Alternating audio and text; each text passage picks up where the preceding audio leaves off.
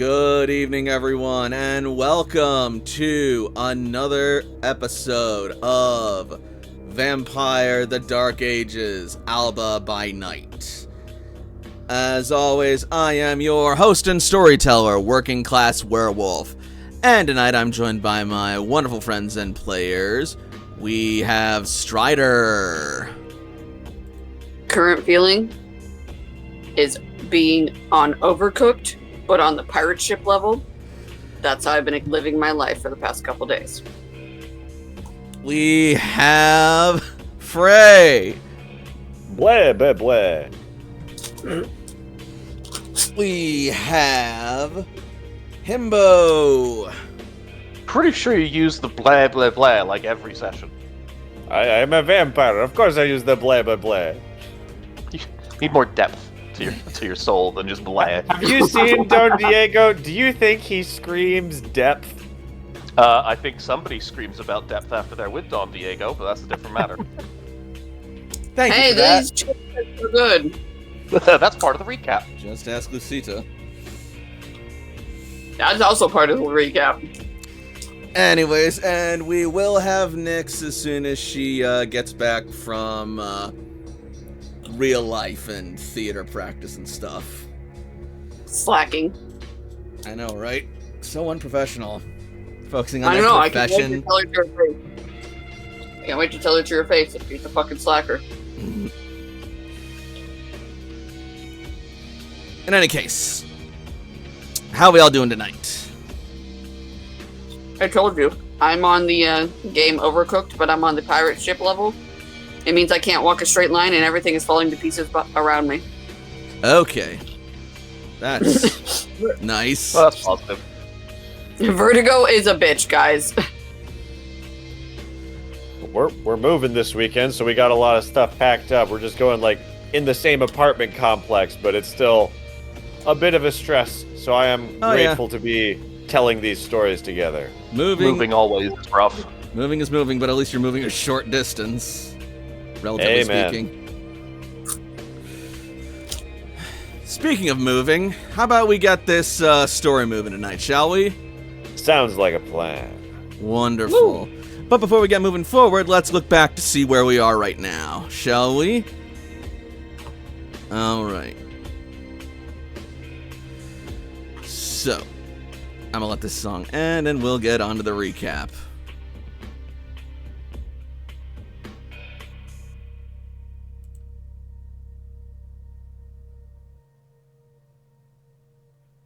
There we go. When we last left the coterie, they had just finished their business in Lockburg when they made their way back through the woods and followed a curious map given to them by Lucita after having aided her in locating and rescuing her fallen friend Fatima. As they ventured through the woods, they came across a group of cannibal bandits who ambushed them, but being the apex predators of the night, they made relatively short work of them, especially when Khalik called in the fucking bears to help them. Long story short, spines were ripped out and Don Diego got his first boner for the night.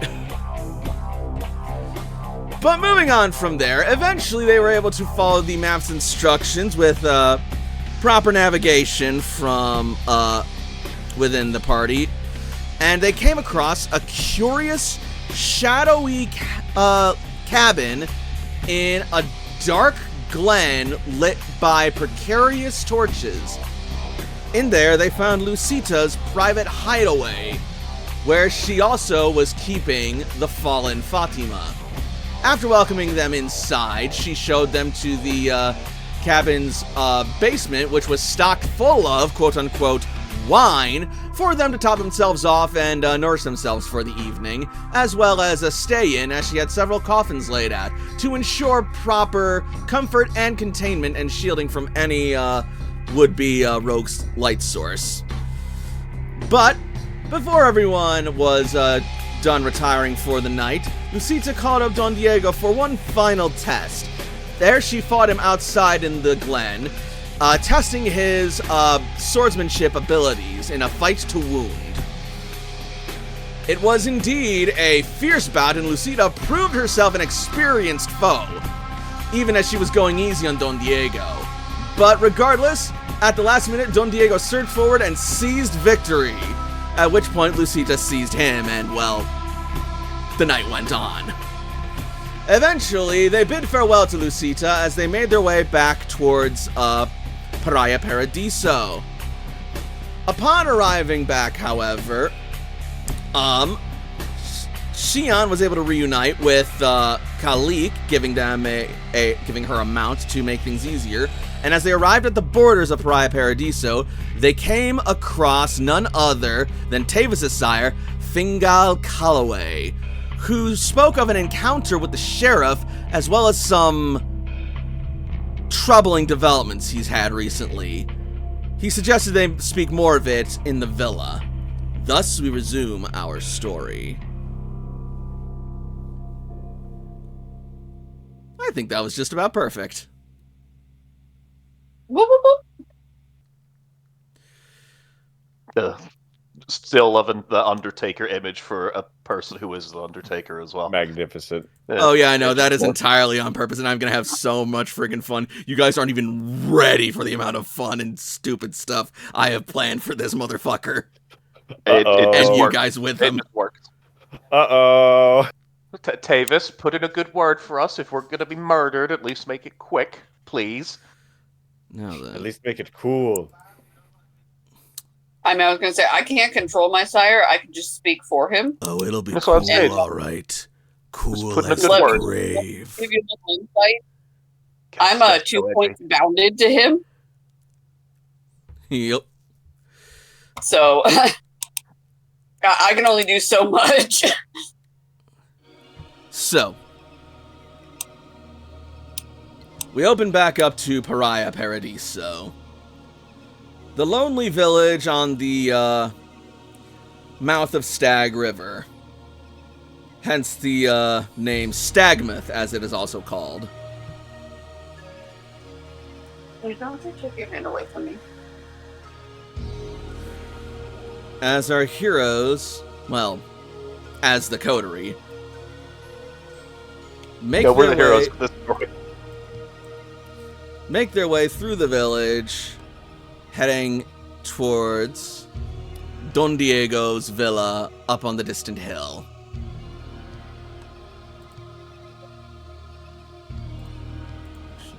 Just copy paste real quick.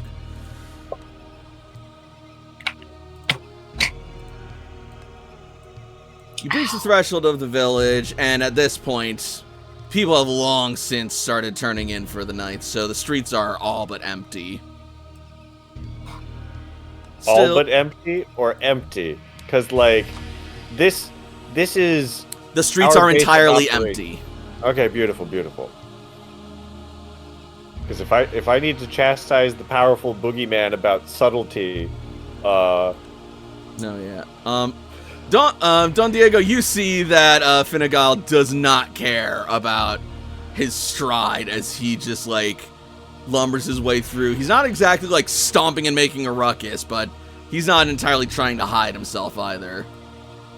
He's confident in his abilities to take care of whatever situation arises.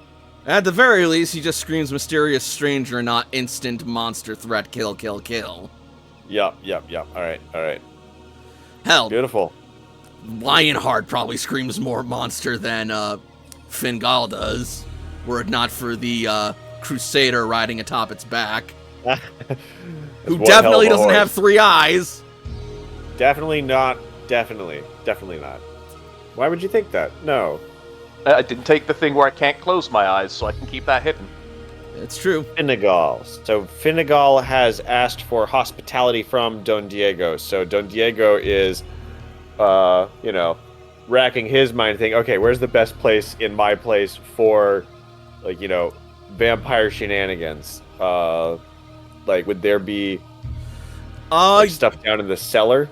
You have a relatively small but still lordly estate out here in the countryside, and as such, you have a pretty decent number of staff. Like during the day, the place, day through the evening, the villa employs up to about like 20 people, 5 of which manage the different staff and duties throughout the villa, and so.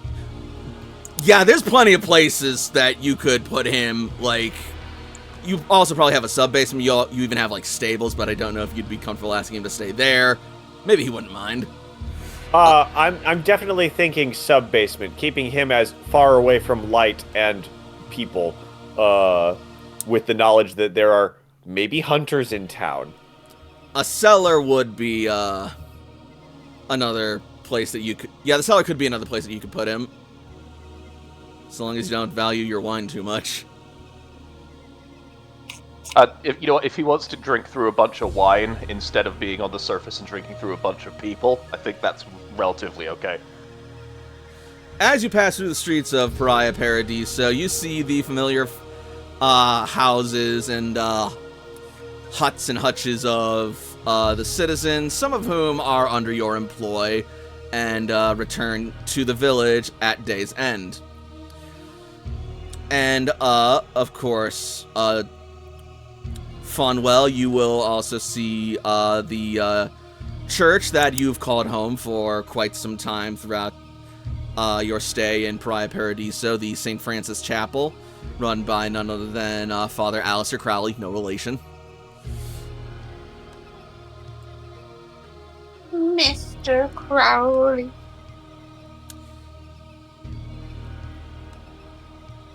And Khalik looks slightly more comfortable, but still, miffed, I suppose.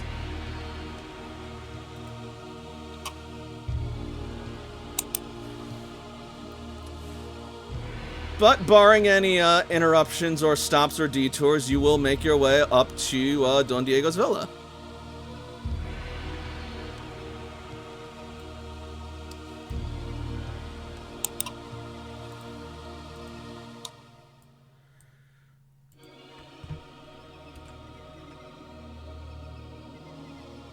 As you arrive outside the villa, you will see the lights are still on, and it looks like the staff has not gone to bed as of yet, so there will be humans inside, presumably, upon your entrance. My herd is still active in the building. Let us go this way so that we do not have to deal with such mortals. Make me perception plus alertness rolls. Anyone with auspex. Perception plus alertness. Well, I've got 3 percep and no alertness, so I'm rolling 3d10. Alright. Difficulty will be 6 minus your auspex rating. Ah, son of a bitch. What's my aspect rating? I have 2 dots, so this would be difficulty 4. Correct. Okay, yes. Oh, Thank Lord. you. William's on it right now.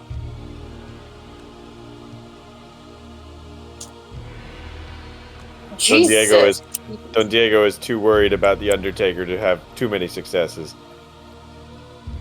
Davis is not worried at all.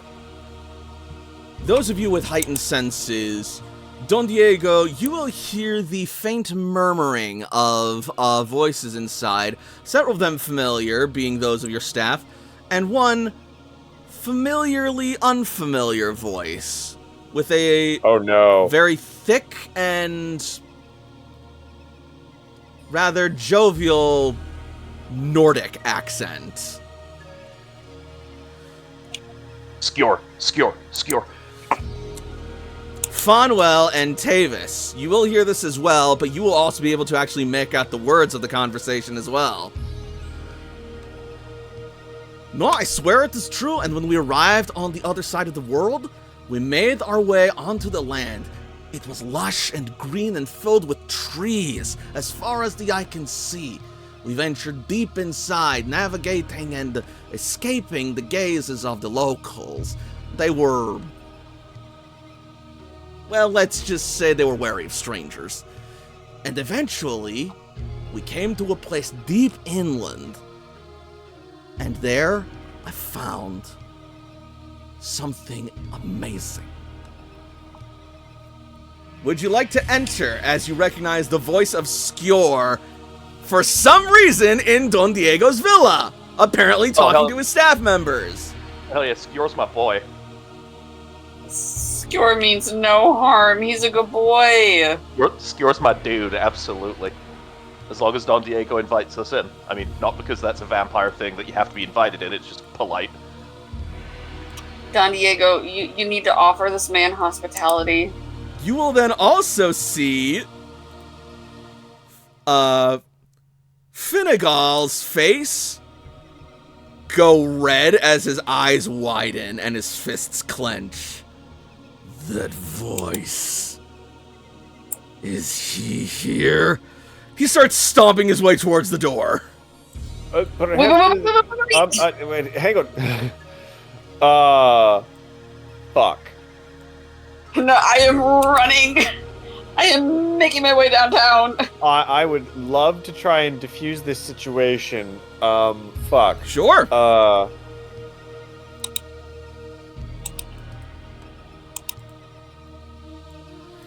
I don't think we should take the horses inside, so William will dismount. Fair enough. Kalik will see the animals to the stables, we'll say. I'm gonna guess she knows where they are. Alright. Anyway, so Don Diego, what you could do in order to, halt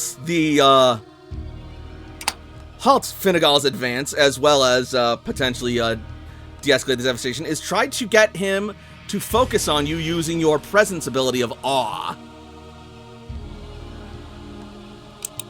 Alright, cool. Yeah, like, Alternatively, you could also just try and talk him out of it and assert your authority as the keeper of the establishment and the giver of hospitality with just talking to him. Might be a bit harder, though, because this man does not look like a man who's going to be impeded. Yeah. We are turning on the charm, and we are de-escalating with awe. All right. Impression I want to make. I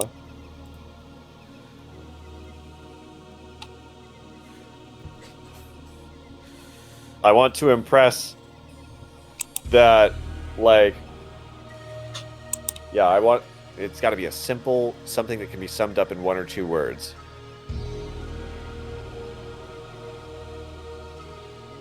Trustworthy doesn't feel quite the right vibe, but you have asked for hospitality. I am the hospitality giver, and there's something going on in my house, and I will deal with it. But stand down. These people. I don't want to mess. All right, that's my herd. That is going to be charisma plus performance difficulty 7. Does enchanting voice lower that? Yes, it does. If there is a vocal component to this. Yes, because I am talking to him as I turn on the awe. There you go. In that sort of hey, yeah, you've asked for my hospitality. Give me just a second to figure out what's going on. I trained up this herd. I don't want to clean up the mess. Anything will be outside, not in. I will allow. Yeah, that's. Then yeah. Charisma performance. Correct. Difficulty knocked down to 5. Charisma 4. Suave. Performance 3. Matador doesn't fit. No. Suave. You're not exactly being suave right now. You're being authoritative. Yeah, alright. 7 D10. Alright. And enchanting voice lowers the difficulty by 2. Down to 5. Down to 5. And if I want to spend a willpower, that has to happen beforehand. Correct. I am rolling 7 things, but I really want his attention. How much willpower do I have? I have only got 1 spent out of 7. 70-10, I'll probably be fine. 1 success is all you need. Oh. Because 1 success gets you the attention of 1 person. There's only 1 person whose attention you want. So you will command him to stand down. He looks at you. His gaze is upon you. He is not happy, but he is standing still and he is listening. But you better choose your next words quick and smart.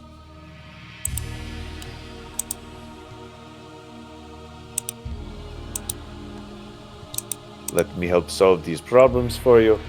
I will go inside and find out what is going on.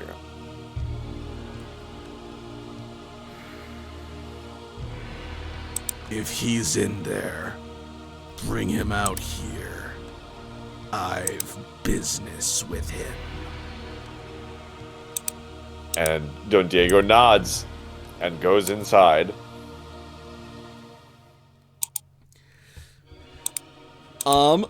Tavis, you will feel Finnegal's hand on your shoulder as he does as he's bid by his host, but you will feel his hand squeezing and digging into your shoulder, and you feel like your collarbone is about to snap like a twig. Your sire is pissed at Skjor for whatever reason. What has he done? Because he's been nothing but helpful to me. He is going to turn and look at you slowly, and then he will say through gritted teeth, fangs bared, "He stole from me." Then we can get it back. You're damn right. And without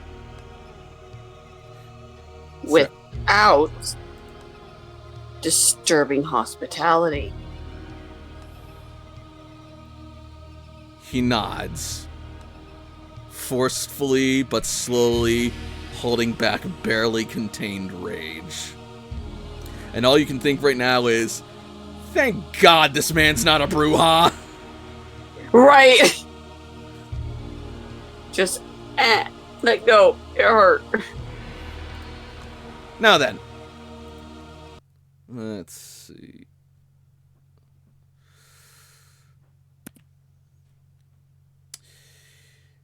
I'm going to make a really dumb music choice for this next one, but I'm going to do it anyway.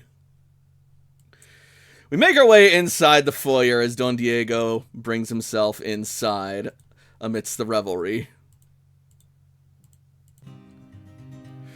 And Don Diego, you will see standing in the foyer, gathered around your servants, Roberto and Fernando, gathered around Skjor as they both hold goblets of a sweet-smelling wine. No, not wine. It's different. It smells slightly sweeter. Intelligence plus craft to identify the scent. Using the powers of bigotry, I bet it's mead. I'm guessing mead, but I've only got 1d10 in intelligence and nothing in craft. All right, then in that case, you can roll 1d10 and it'll be at difficulty 6. Mead. It's mead, all right, and it also smells slightly of cherries.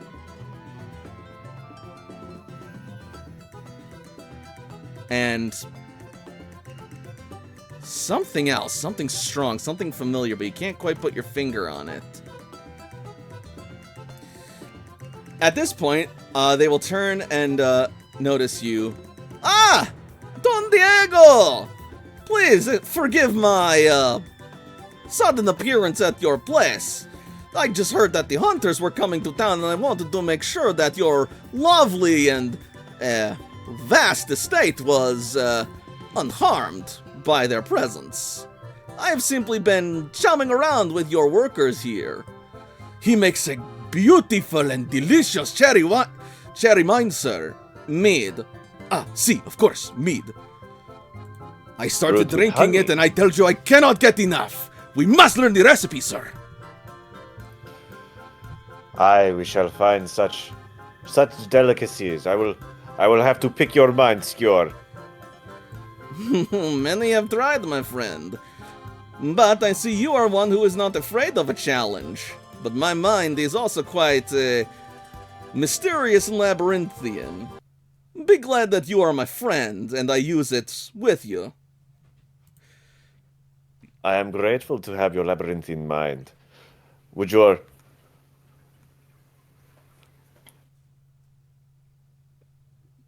Hello? Hello? Hello? Sorry, hi. I was complimenting his labyrinthine mind, trying to lead up to inviting him outside. Yes.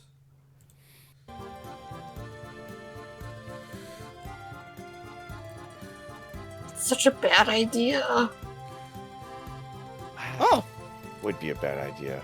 But how do I piss off the fewest number of people? I need to get him away from the humans so that I can speak candidly. But there's also a pissed off boogeyman outside. see, Who I that's promised I would fix this problem. and that's kind of the thing. Someone's already pissed off as it is, so there's gonna be no Yeah. avoiding that. Yeah.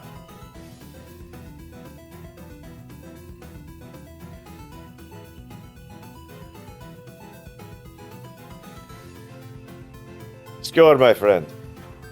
I would request your presence outside if I may part you from my servants, who I am sure have things they could be doing, in addition to enjoying themselves. Sí, Don Diego. Lo siento. We did not mean to shirk our duties.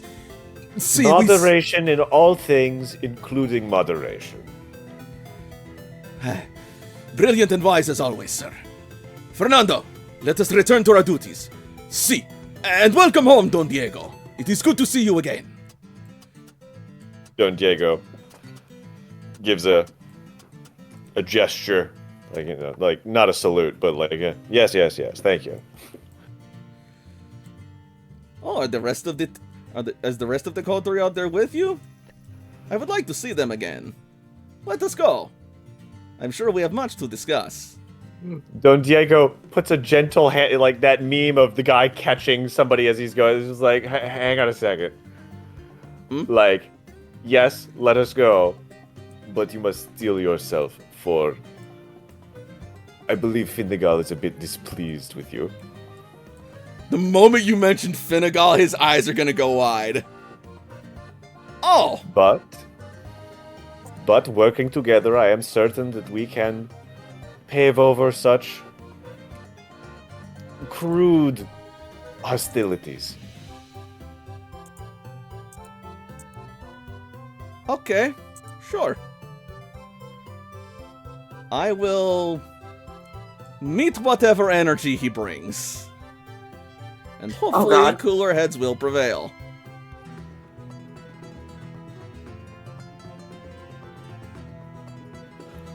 Awesome. I will be right back. Also, welcome to the stream, Nyx. Thank you. Sorry that took so long. No worries, you're able to fill the time just Yeah, I fine. heard. Right now, Kalik is You were- putting the animals away in the stables. Yeah, you took care of the animals. It was very believable. What do you mean I have to go inside and prepare for people? Ugh. I'm not ready for this. I need animals first. Just let me decompress before I go into where there's people. Alright. Then in that case, since we are waiting on Frey, I am going to cut over to Kalik as she wanders outside in the pasture, having Oh, Lord. put Lionheart and Tornado away. Presumably Xian, or is Xian still with you? Xian is still with us. Like, she rode in on Xian. Yep. I am curious, where is my son? You weren't able to, you don't know where he is. You tried calling him last time, but, he didn't answer. No, I did call him. He did answer. Oh, he did, that's right, I forgot about that. It seems he may have, actually, no, in that case, he's probably still on your shoulder. Most likely.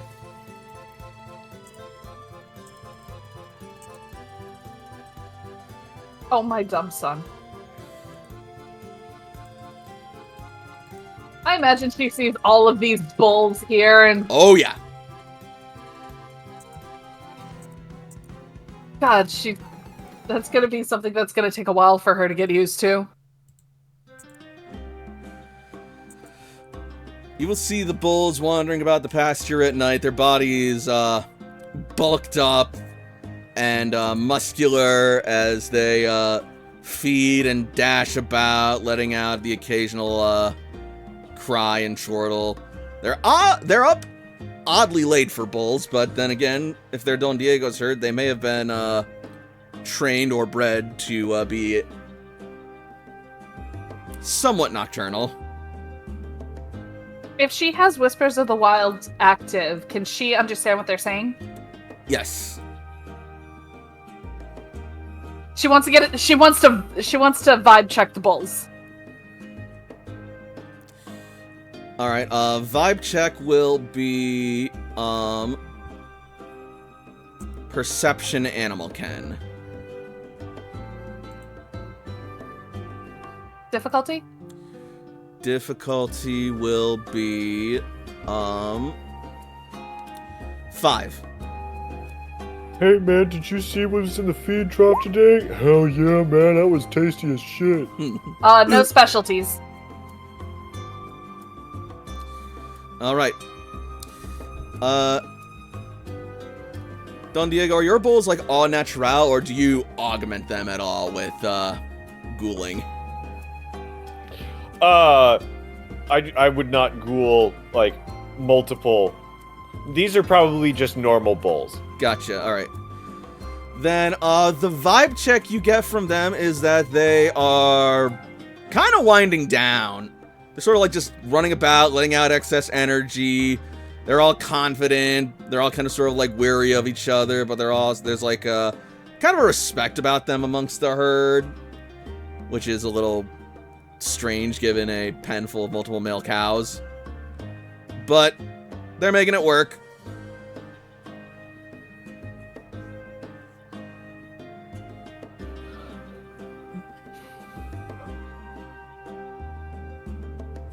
Revered prey indeed.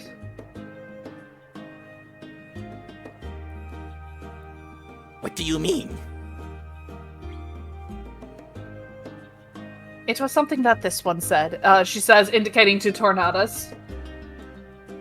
Over in the stable. Mm-hmm.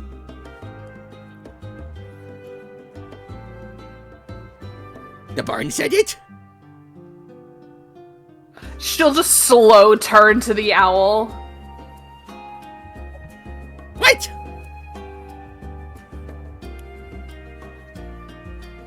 Sometimes barns say things.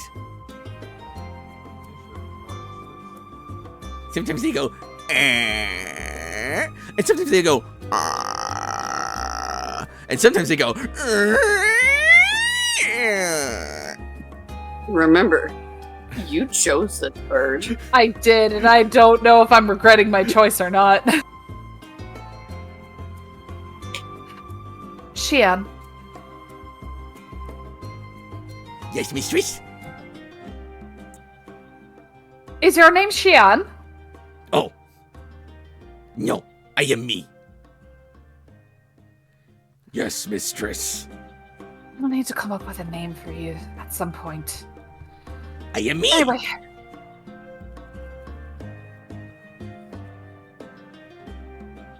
Was there something you wanted, mistress? I wish you to stay nearby. If you wish to remain in the stable, that will be your choice. But keep an eye out. It's at this point the bulls are actually starting to come a little closer to the fence as they see Xian, and they are curious. Who is this? His horns are large, like trees. It looks strong. Not strong like us. We are stronger. What are you doing on our territory? Your master invited us. Roll me appearance plus animal ken or leadership. Difficulty? 6. She does have inoffensive to animals. I don't know if that helps. That means they are not going to break down the fence trying to attack or run away from you. You said diff 6? Correct.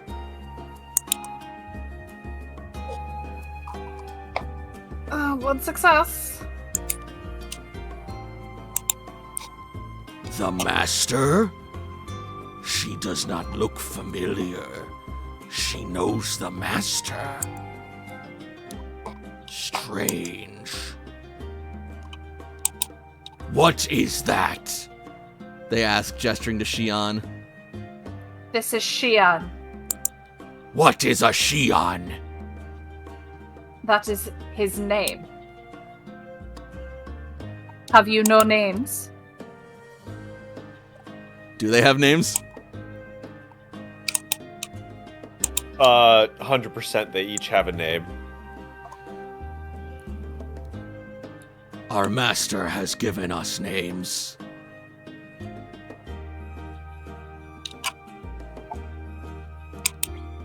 Then Xian is his.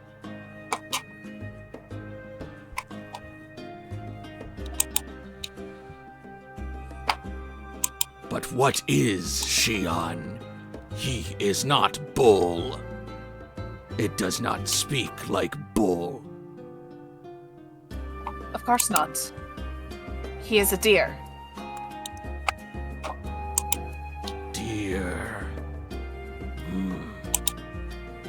Strange. Why is it here?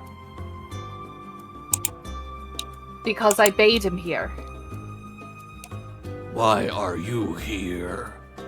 Because your master invited me. Are we going to continue to have this circular argument?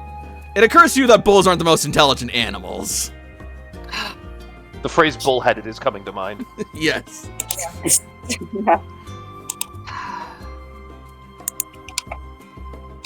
No, keep talking to them. They're hilarious. Xian, Yes. feel free to wander the grounds around the area. Stay nearby. If something happens, she'll turn to the owl. You will come and warn us. Eh? Yes, mistress. But may I also hunt in the meantime? Nearby. Listen for Xian. Okay, and he's gonna take off. You will never see that bird again. And like as No, the bird sadly, takes I off, the will. bulls are going to just like start running towards it, attracted by the motion. Movement! Movement! Movement! Threat! Threat! They will stop once they reach the enclosure. Or once the edge She of the looks. enclosure. She looks to Xian. Revered prey. They seem stimulated by moving objects. That is a word for it. Understandable. I listen and look for motion too. Could be predators. Could be competition.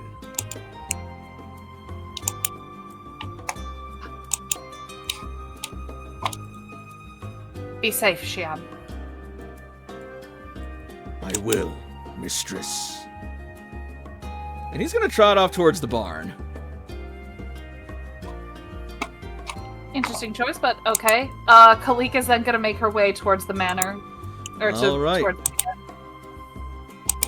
As you make your way back towards the towards the villa and the exterior, I'm gonna get these guys out of here.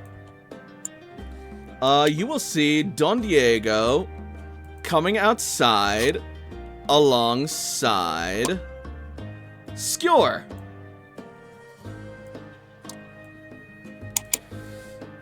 And the moment that Finnegal locks eyes with Skjor, he is diving for him. You have not Davis is gonna try to stop him stupidly. Okay, yeah, opposed strength roll. Oh, Jesus Christ. Just strength, right? Strength brawl. Beckett, I don't think you switched over Strength yet. brawl, and Oh, hang on. Yeah, sorry. I can use... There we go. Potence gives me an extra 1, right? Correct.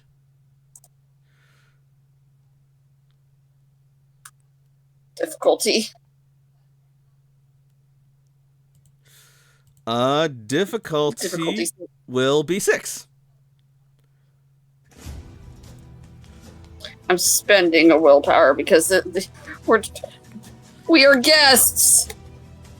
What happened? You rolled 6 F1 greater than 6 F1 plus 1. Should be 66. 60-10. Or 60-10. I got this. Live, everybody.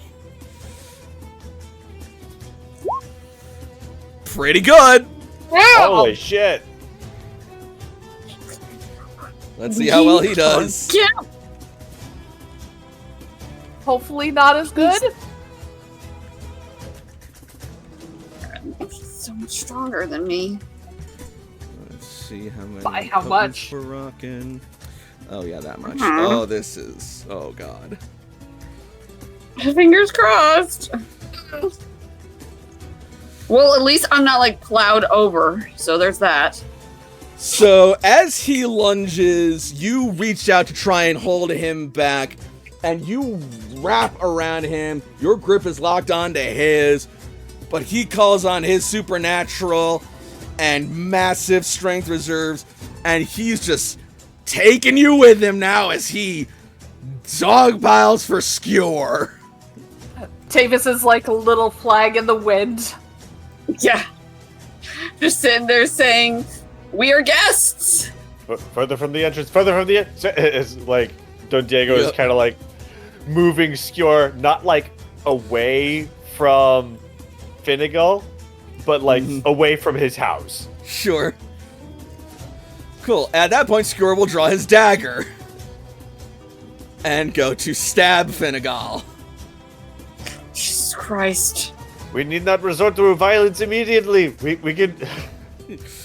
I'm gonna make this attack resolve first because this is happening one way or the other, apparently. Don't mind me. Excuse me. I'm just. I did make a point of order though that I was in front of him, not behind him. Oh. Excuse me. Pardon me. Don't mind me. Excuse me. I'm just gonna. I'm just gonna move over. Just ignore me. I have an odd gait. I have a cane. You're like that annoying person in the fucking theater. Like, excuse me. I just need a refill. Excuse me. It's like a fucking dick.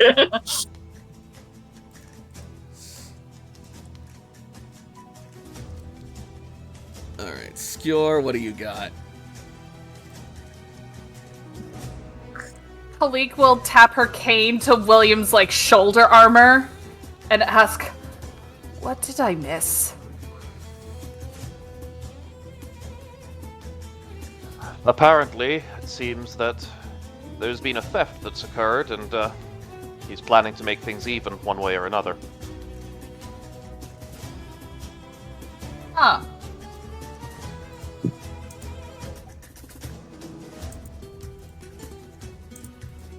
Why is he here? Good question. Don't really know why either are here.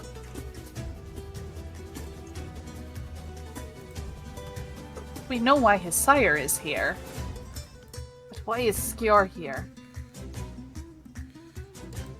Alright. 6 successes. Oh dear god. Oh dear god. Does it help if I'm technically a meat shield? Well, this is Finnegal's attack, so... Who? Oh, and then everything's fine. He could just maneuver me easily.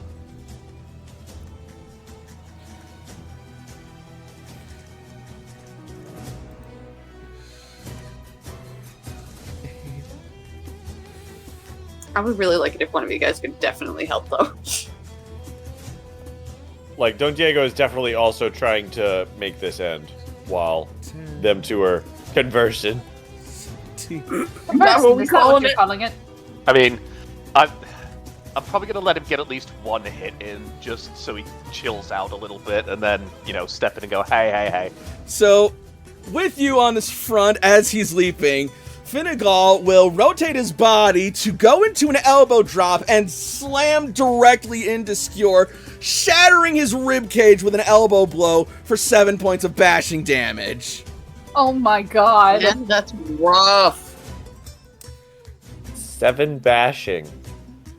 All right, Which for Skjor, vampires is actually like 3 points of damage. It's really bad. Skjor is able to soak it down to 5. Actually, maybe a little more because he's wearing some armor. Down to 4 with his armor. So 2 damage. 2 bashing. 2 like total damage. So you're going to hear something snap in Skjor as he's brought down to the ground, but Skjor is also going to like fucking swing his dagger and go for the neck.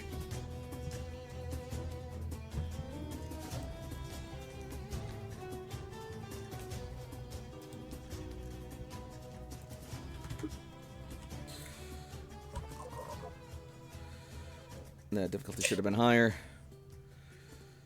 So that's going to be 1 success. +1, +4.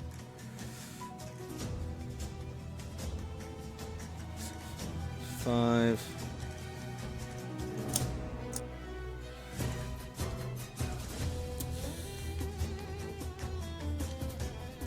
And Finnegal. Oh my god. I made this man a monster. Yes. So I'm sitting here like, oh no. I Is like both of anyone- you stupid idiots. Is anyone going to help Tavis? So he is going to swing his dagger and strike Finnegal's neck. Finnegal's neck muscles will flex and bounce the dagger off the moment it makes contact. As always, you chose poorly, Vagrant. Okay. Alright, Don Diego is immediately stepping in. Yep. Yeah, Farnwell is stepping in from the other side as well. There may be hunters in town and you fight and bleed on the steps of my castillo. You will both, as my guests, cease this immediately. Don Diego, roll me charisma plus leadership. Difficulty is 7 minus your Auspex rating. Not Auspex. -2 so, from your enchanting voice, so difficulty will be 5. 6d10, difficulty 5. 4 charisma, 2 leadership. I am being intense and not suave about this, alas.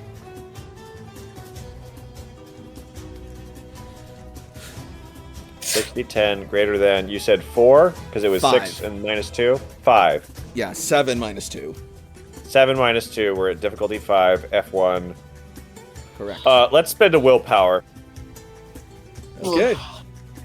Like, Don't you Chris, I hear it up. y'all motherfuckers, chill. There are hunters. The specialty? Will not apply here. His specialty is in suave. That's And fair. he's not being suave, he's being authoritative. Well, that's 2 successes. That is 2 successes, and that will get them to stop and look up for a moment. Tell him that, says Skjor, as Finnegal looks up at you. He has wronged me, and he must pay. And he will, in due time. We have bigger problems. We can deal with this civil. We must deal with this with subtlety because there are hunters in town, and if we make too big a stink, they may well become suspicious and linger, and we do not want the hunters to linger. We want the hunters to leave. Tavis. And so sometimes. Tavis and Don Diego, do either of you have common sense? Yes. Wait. I'm damn sure I do. Give me a minute. Yes. Brilliant.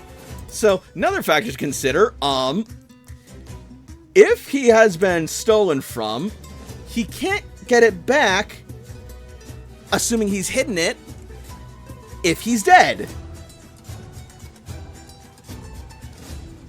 Also true. If you want your thing back, he has to be alive.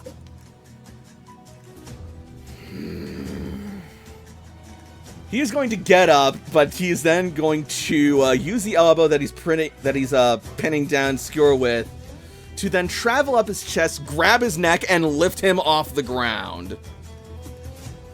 Tapes will dust himself off. Let him go, please. William is going to put his hand on, not helping to lift Skjor up, but on top of the hand that is lifting Skjor, trying to basically push back downward to get him to the ground. He's gonna shoot you a look. This does not concern you. While it is on the grounds of a person who has you here in their hospitality, it concerns everybody here. Put him down. I will This is not not give the him time the nor the chance place. to escape my justice. I will not kill him, but I will see to it that he does not get away with this. And we can deal with this in a calmly manner. What do you think I'm doing? Lifting a man off the ground. Continuing the violence that you've been forbidden from executing.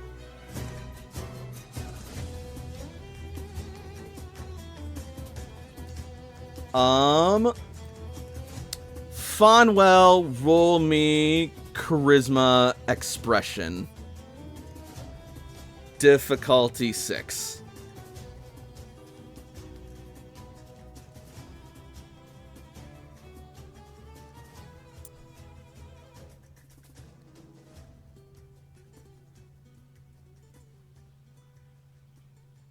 That's weird, I'm typing... Okay, sorry, Roll20 just lagged. I had typed it Weird. twice and it didn't show up until just now. That happens. I am a willpower on this. All right.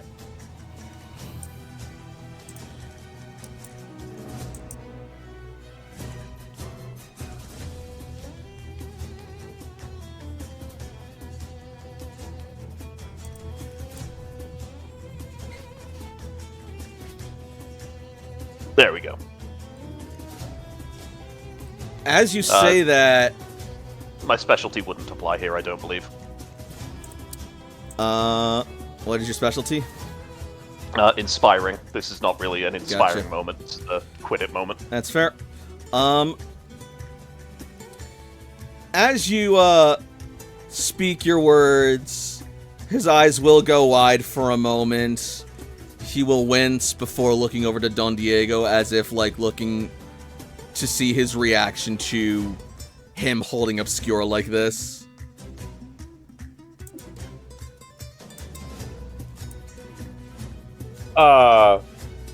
I mean, Don Diego looks worried about hunters. And y'all are, brawling on my front porch. That's the vibe.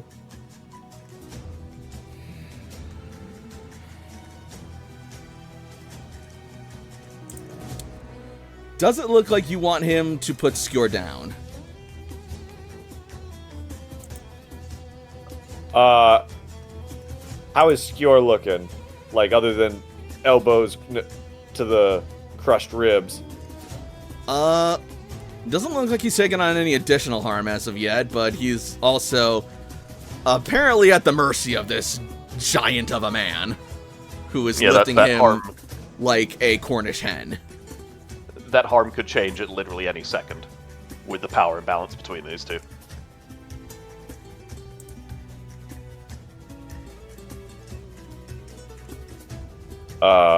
Okay, well, I think I want to try and get Skjor to get, like, I want Skjor nailed down enough that he won't run away, that, big guy doesn't feel uncomfortable, like, that he'll feel comfortable setting him down.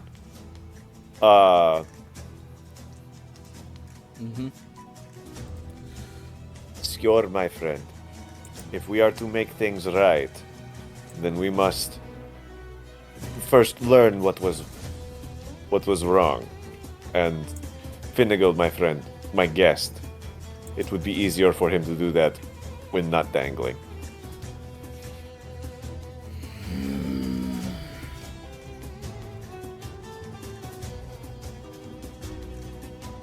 Skjor, my friend, to ease Finnegal's mind, would you swear that you will work with me to try and assuage what has been wronged? You know, I guess it beats being crushed to death. Alright, I give you my oath. I will make this right.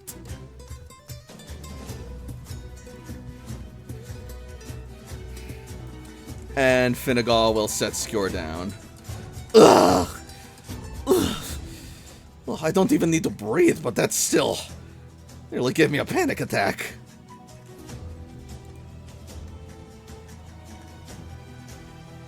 Where is the urn? Oh, that. Yes, well, where is it? I may have already sold it. We will need to retrieve it. To whom did you sell it? I'm gonna need to have Finnegal make a self-control roll. Palik is face palming and she's starting to trot inside. At this point, I think Tavis might join you. He's not getting through, and he needs to walk away.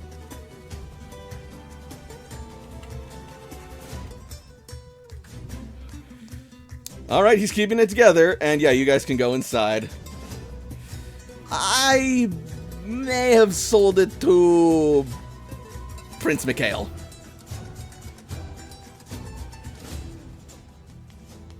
Prince Mikhail? The Prince of Lockburg. Just a day's journey away. He was a host, and I wanted to bring something nice to show him my appreciation. Our paths crossed, you had something nice. I didn't think you would miss it. I thought it was just a bauble or a nice little shiny trinket or something. Thought it might be worth a bit of coin. Skjor, clearly he thinks otherwise.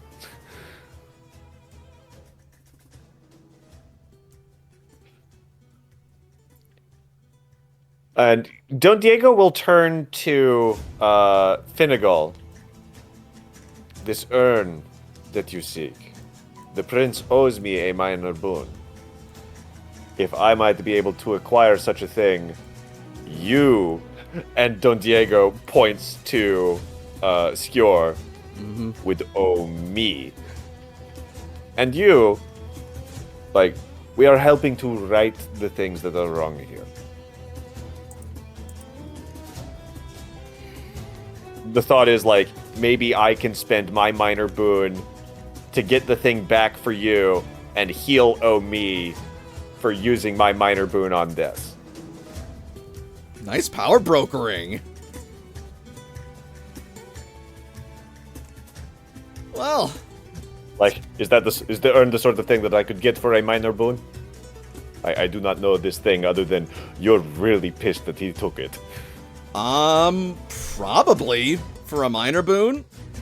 If assuming he doesn't see any like super inherent value in the urn he was given. If you said, "Hey, I want that nice thing you have. I'm cashing my minor boon for it." He might be inclined to be like, "Yeah, okay, if that's what you want." Maybe I can use that as a, hey, I'm looking for pretty artworks. I like that urn. I like that over there. I like that over there. Could I have, like, this and something else to, like, send art back to my sire?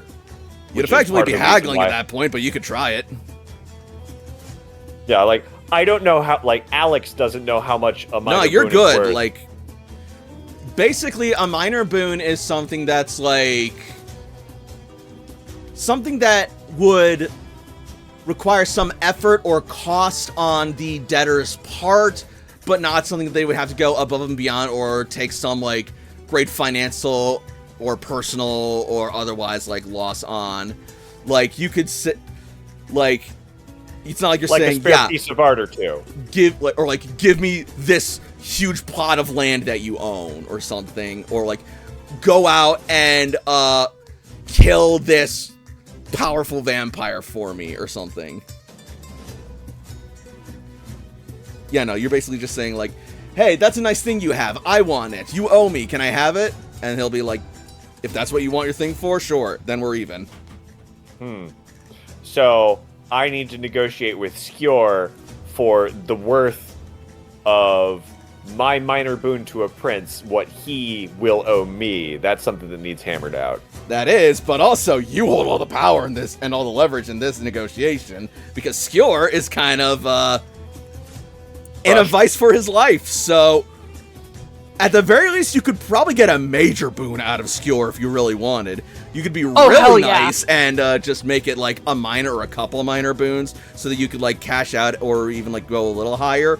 Or if you were really mean, you could try and swing this as a life boon because it's like, if you don't, then Finnegal's off my property. He can take you with him and do whatever he wants to you. Well, Yeah.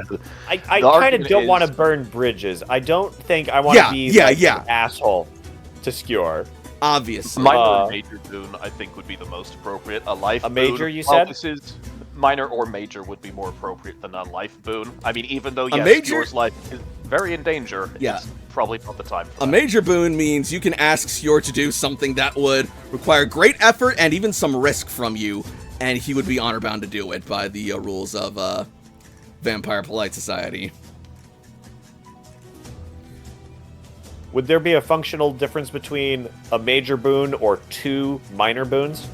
A functional difference is that 2 minor boons, you could get him to do 2 tasks that would be achievable, maybe a bit out of the way, but nothing he couldn't do and nothing that would inconvenience him too much. And you get that twice. A major boon is like, yeah, I want you to use all of your abilities to do this thing for me. Like, say, like, oh, you could be like, yeah, go to town and start shit with the hunters if you wanted, and he would be inclined to do that. Okay, so what I'm thinking is, I don't want Finnegal to be pissed. I also don't want Skjor to be pissed. Like, kind of my goal here is to have as few people pissed as me as possible. So I think I would like I am giving up a minor boon from a prince, so you're gonna owe me 2 or 3 minor boons. Like, just like, I'm not gonna ask the world of you, but like, you owe me. Yeah, you will owe me with interest. You will owe me with interest. Yep. For like the great thing that I am giving up for you to save your bacon. And you absolutely want to owe Don Diego instead of Finnegal, if you have any choice in the matter. So yeah, he's like pretty I am encouraged to transferring do your this. debt to me because I will not crush your crush your lungs. All I right. will not pull your spine out of your Like, body. Don Diego's like kind of looking over his shoulder and making sure that none of the humans are alerted, So or this if is they are, that like my you- retainer is like, Okay, so helping distract her. I wouldn't worry too much about being alerted unless you guys are making a shitload of noise and probably like fire and destruction, because you're located on, like, I'm imagining a nice verdant hilltop a little ways away from like the village that like overlooks it, so you got this nice view and wonderful like land and other stuff. So you got your own little place to yourself here. So like, if there's gonna be a commotion that's gonna draw attention, it's gonna be like fucking earth shaking. And so like I've got the 20 staff. Like, is that my herd? Is the herd a different like? I would say do the I herd is not like need your. to worry about these humans. These humans are just like, yeah, they. I have power over them, so they won't work. Don't worry about it. What is your herd rating? That's a good question. Backgrounds? Yes. Backgrounds. Fame, influence, status, resources, retainer, contact. That's not herd. Where's herd?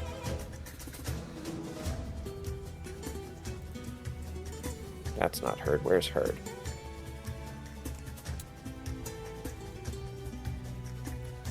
Other traits. Herd, 1 dot. Alright, 1 dot of herd. So. Probably not a large number of people. No, not a large number, but it's something. So, that would mean that. Oh, hang on. Wrong way. There we are.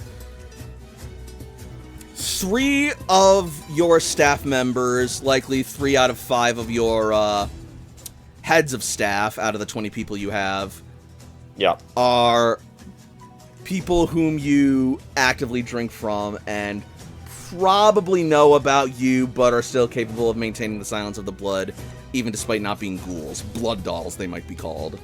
Okay, so I have 1 retainer, so I've got the background point in retainer.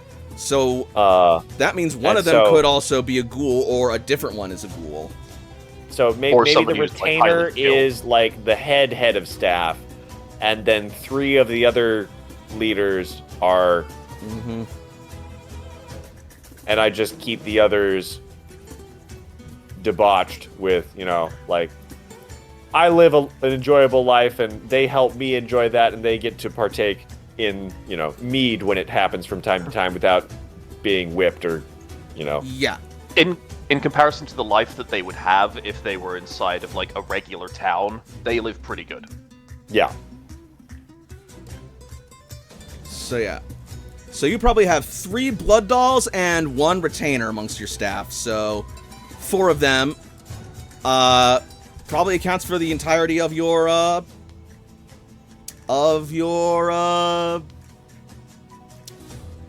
live-in staff. Okay, so we're trying to be subtle out here and not draw mortal attention as they're winding down. Yep.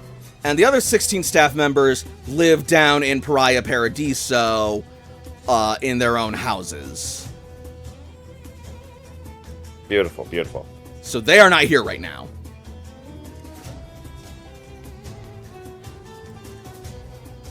So with that logistics solved, you are essentially offering to step in and insist as host of hospitality that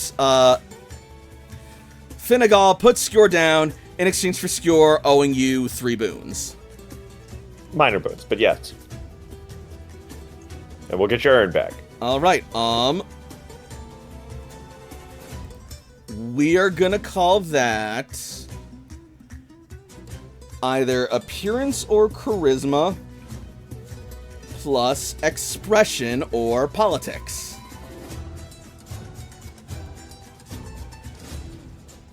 Let's do charisma expression. Alright. Because I am suave and I can work the crowd, and look at me. Look at how easily I can help you smooth this over. You can get your thing back. You were big mad, and that's fair. And look, you crushed his rib cage in, but we're gonna get you your urn back. You just gotta set him down, and he'll owe me, and I will get you that urn. Alright, Trust me. that is gonna be Skjor's in a bit of a pickle here, so that's gonna be a base difficulty 5. Lowered down to 3 by Enchanting Voice. Charisma expression. 7d10. Would suave count? Yeah. You can be suave in this. You're making a deal. And what benefit does that give me? It's a difficulty 3? 10s will count for 2 successes if you roll them. 10s count double. Beautiful. Alright, no 10s, but it's still 6 successes. So yeah, it's like... He's got me by the neck. You got me by the balls. All right, it's a deal.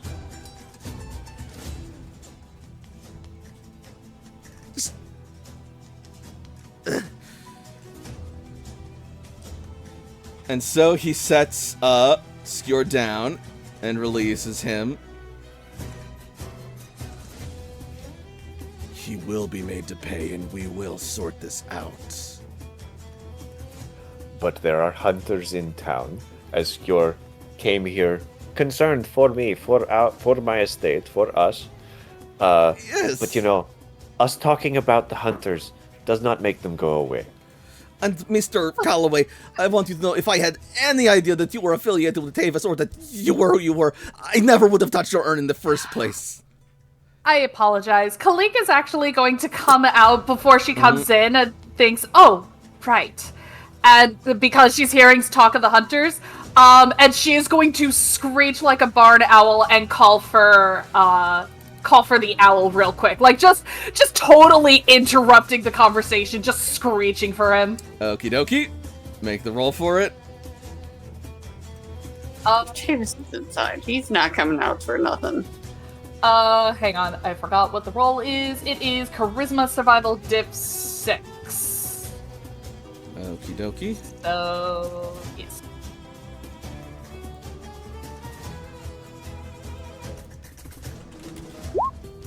Alright.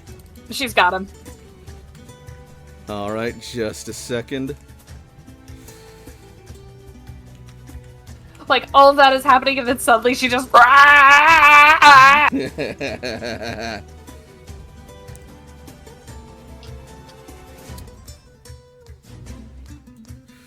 Okay. And so there will be a moment of quiet.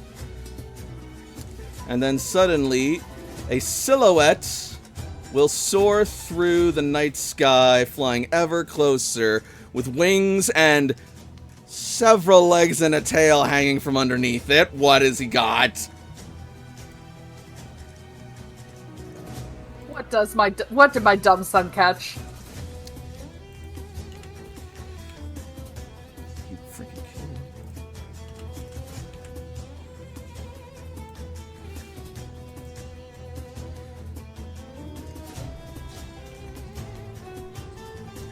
What do you mean I don't have it? It says I have it. There we go. Okay, that's right. Alright, sorry about that. So, and sure enough, your dumb son will come soaring overhead, carrying in his talons what appears to be a red fox. You put that down right now, you fucking whore. The fox is just like dangling and just like shrieking, confused and shocked. And me just shouts, "Fuck you, fox! Eat my eggs, will you? I'll show you!" Wait a minute. I don't lay eggs. There has been a misunderstanding. And then he's just gonna drop the fox onto the ground. Don Diego face palms.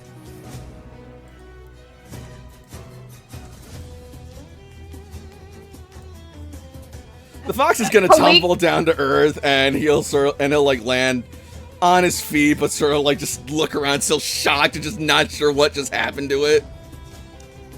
Just go, dearie. Just go. It is gonna run like hell. She is going to take the owl's face and turn it towards her. I think you're not happy with me, mistress. Hush, Din. Now you listen to me. While I understand that I am now your mistress, you still need to act the owl. You draw attention to yourself When you take prey, you normally don't take. But I can take it now, so I should take it. Not if it creates danger to your mistress. But then why am I so strong? You are strong to protect yourself.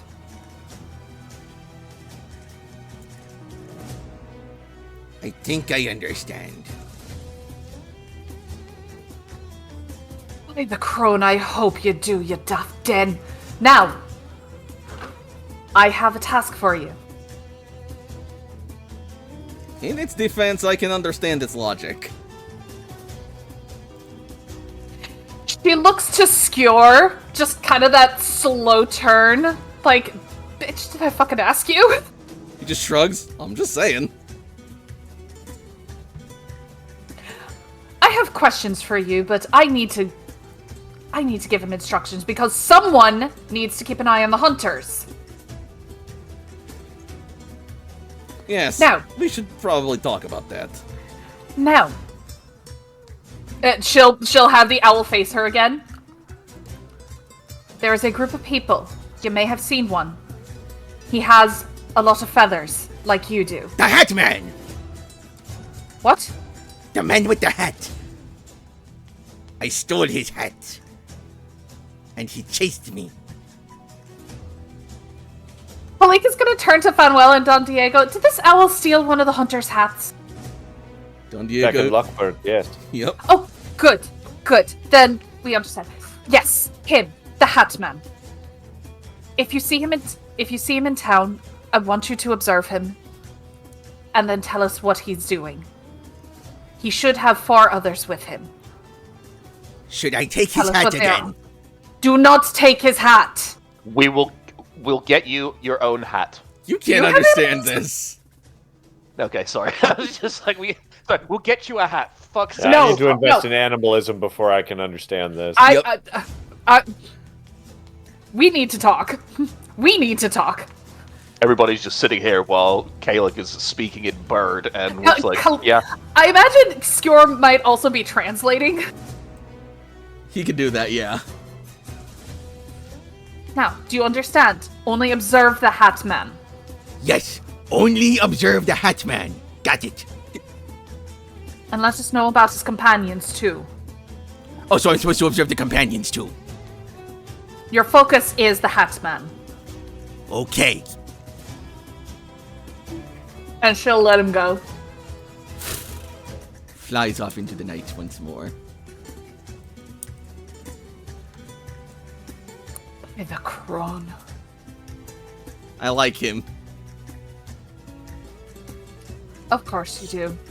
Now, shall we go inside and discuss these hunters? We have a lot to discuss. But yes, that is among them. Then let's not dally. And Kalik just trots off grumpily inside. And we will go back inside the foyer. Right this way.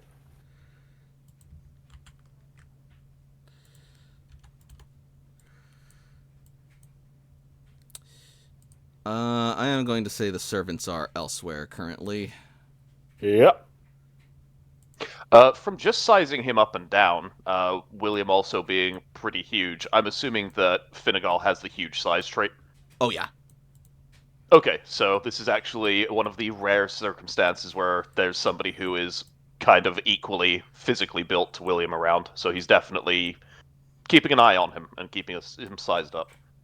Kalik is gonna go find Tavis and just sit next to him.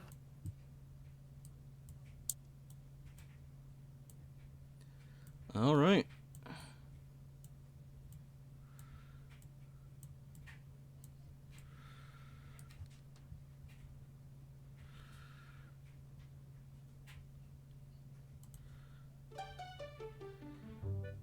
So, you are now inside. All of you are now inside Don Diego's luxurious, grand villa's foyer.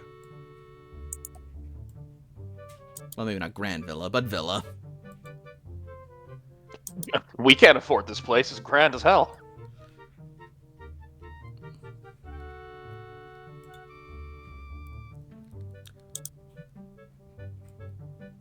So I'm sorry. Is this from Wind Waker? of course it is. Hell yeah, it is.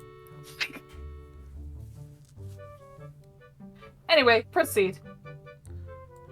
So don't everybody all talk at once. William is just going to look Finnegal up and down briefly before... Not in a threatening way whatsoever. Definitely from the way his speech is, it's not threatening or it's not meant to be aggressive, but he will simply go, "You and I should fight one day. Not in any serious manner, but it's rare that I see somebody who I believe would be a real challenge. I could learn from you." Yes, you could. Tavis has learned plenty. That reminds me. He's then going to look over to Tavis. Uh-oh. Tavis is scowling, but not saying anything. He is giving that "I'm very disappointed in you" look. It's okay. Kalik and Tavis can scowl together. They're scowling about different things, but they scowl amazingly together. He's going to point Yes. to Tavis as he says, My child. Back out there. You tried to stop me. I felt your grip. he's then going to smirk. You're improving. You're getting stronger even without me. Your training is paying off. I'm practicing. His words of encouragement are like a massage to your mind as you feel his praise warm your cold, dead soul. This does not seem like the kind of person who gives out praise easily or often. No! No! This may actually be maybe one of the first times that's ever happened. You also feel the blood bond tightening around you as he praises and encourages your progress. Take it some praise.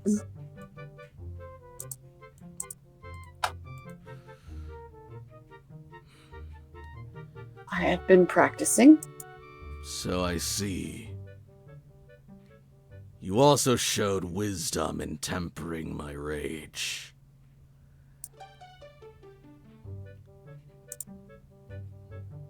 I still fully intend to retrieve what's mine, one way or the other. But it would have done me no good if I didn't know where it was. And I have no intent to stop you.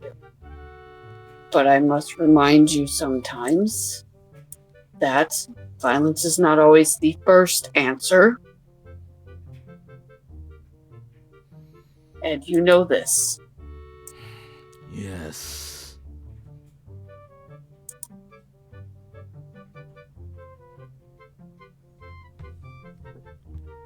As to the hunters, the reason that we gather, the raison d'etre, led by...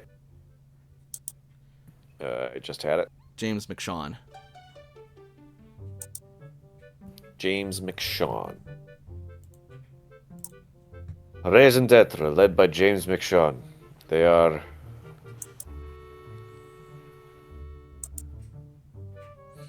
hunters. I thought I had something written down. Hang on. Sorry. You're good. Yeah, so we have the Raison d'etre, led by this James McShawn. These humans have thrown power over near Lockburg into disarray. They killed some fey creatures, and what's-her-face was really upset about it. Like, I'm not remembering the specifics of what it was said, but you had the one lady coming in and like... Daisy. Yeah, Daisy Censure! Banality. Banality. So yeah, she was real concerned about that. And the fact that these humans were able to do that is not good, and we want them elsewhere. So, like, I could probably talk to them, but none of y'all could be around. Maybe you, Tavis. But, like, Halik is gonna give Tavis a knowing look like one of them wants to talk to you anyway, so... It's true. But, like, your rib cage is all caved in. I love you. You are not subtle. And I do not think that being near the hunters would be good for anyone.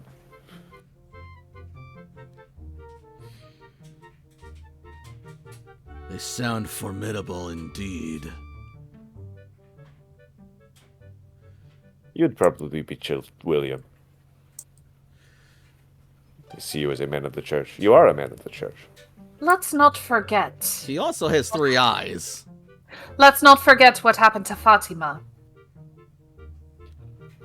What happened to Fatima? Poison, chemical, some sort of... Like, poison doesn't affect us, but she was, like, burned from within. I'm sorry. I'm sorry. But I wish to address this. What are you doing here? She says to Skewer. Well, I saw that the hunters were headed towards the Pariah Paradiso, and I remember hearing that you guys hail from there, and I wanted to make sure that they didn't do anything to this lovely villa whilst you were away. So, And so you shared some mead with my servants. Yes, we saw, but, like, Why? more. I figured it would foster goodwill, and I like you guys. Can Khalid vibe check this guy? Sure. Wits empathy. Diff? Diff will be 6.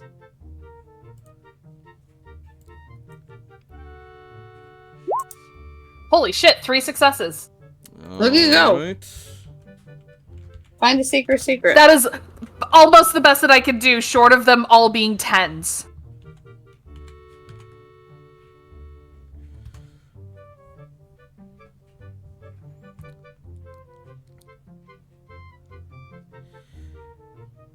He sounds sincere as far as you can tell.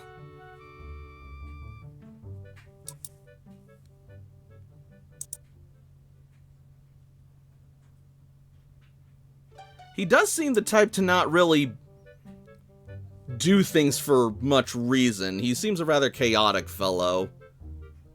And if he likes people, that seems enough reason to do anything. Hell, he stole a damn urn from Finnegal because he felt like it. A poor choice. See, one he is greatly paying for. There is also the concern that when it comes to places we have some solitude in this place, Pariah Paradiso is the only one where we would be able to find solitude without the influence of other forces, such as the Prince. While we could stay with the Prince, we would continue to be in his debt. So, keeping this place free of the hunters and as unknown as possible is very important. That and Grandma can't stay with the Prince anymore.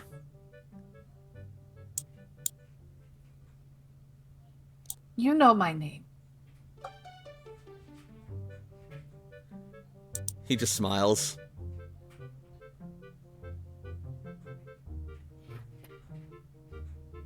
My friend, Don Diego leans forward. Did you not learn the importance of respecting the powerful? Like, pointing at his broken chest, pointing at Undertaker, and just like, Khalik. My apologies. Khalik. You'll also then hear his chest click back into place. Ugh. There we go. I will admit this does raise a bit of a concern. Perchance if they stumble upon my grove. Maybe we should go check on it then. And by we, I mean you.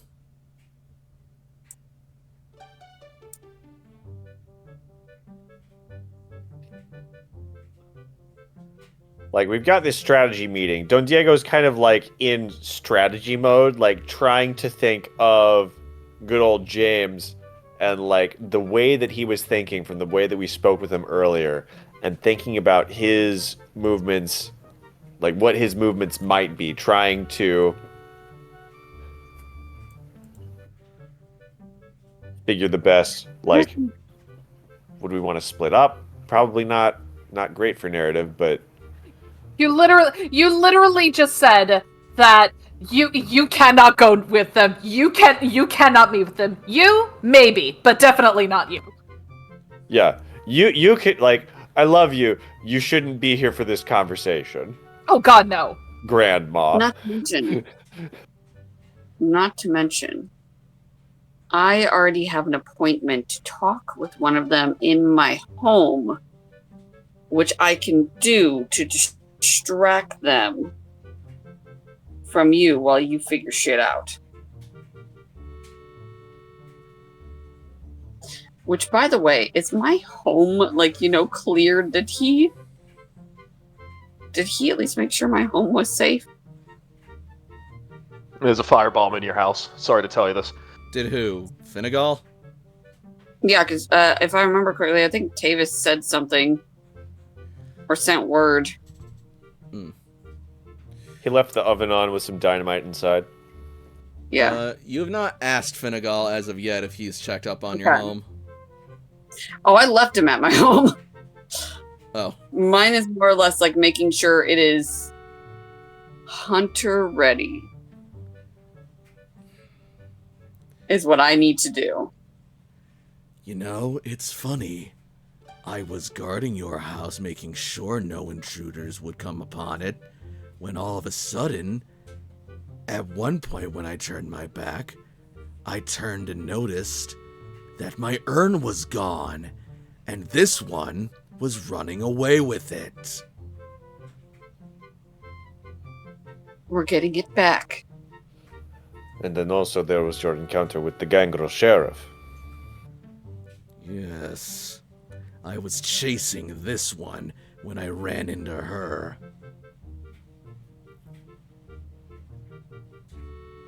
You mean the sheriff? Yes. The sheriff. Isla Brown, as she's known. She's formidable.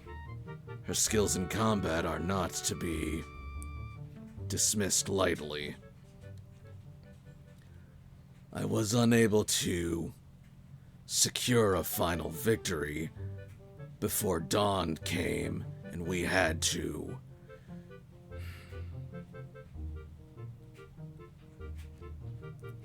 go our separate ways for our own survival.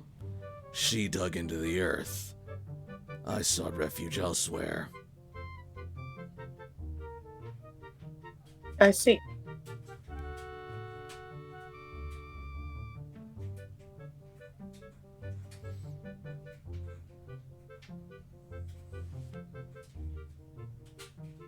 Well, after tonight. Well, I guess after tomorrow. I would like to return home for a moment. Especially if the hunters are coming this way.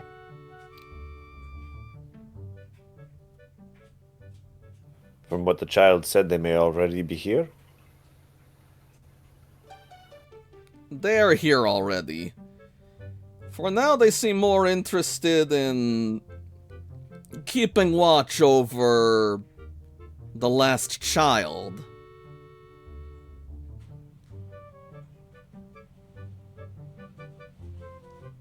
Ah, yes. I will admit, I am curious to know if they destroyed all the Fae or just the important members. I would like to see if there are any Fae that still exist. I could invite them to a dinner and try and press them for more details about their valiant and heroic efforts, and then try to throw their scent back to España. There are children disappearing and, monstrous creatures everywhere. May as well try and get these chuckleheads out of England. Scotland. Alba. At this point in time. Not here. Don Diego would have said it correctly. Yeah.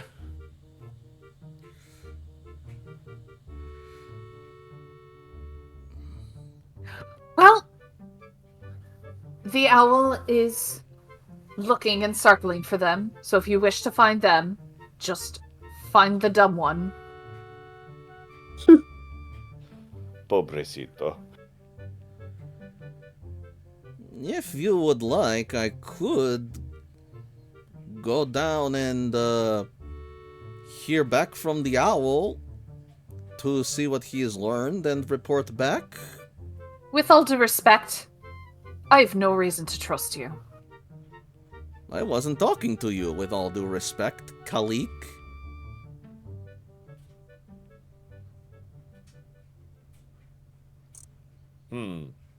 Is this a thing that would be useful? Because this is just... The owl has instructions to report to me. He knows how to find me. But if Score is correct and they are at the child's house, trying to keep watch over this child that was so stolen by Fae or whatnot. Yes. Well, these mortals live in houses here. Like, I could... And I know a thing or two about being subtle. You do. I do trust that.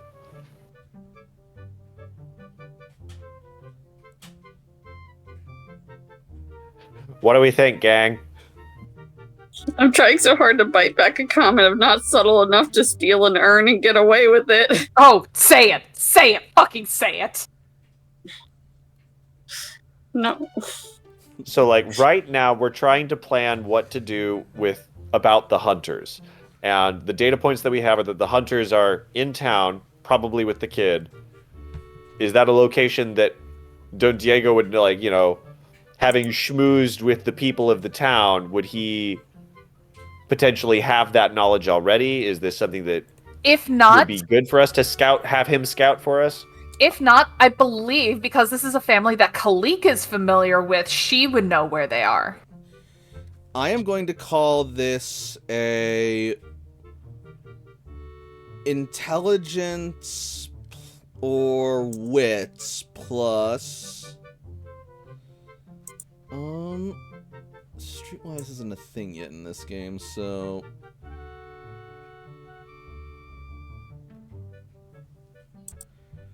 what would be good here?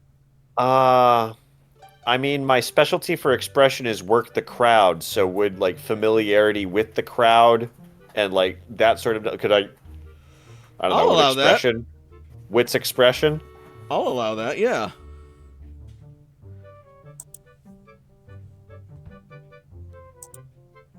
Otherwise, the next closest thing I would say would be survival. I would much rather expression than survival. I will allow expression at a higher difficulty. 5d10. Difficulty 7 for expression. Oh. Well, that's 5 dice.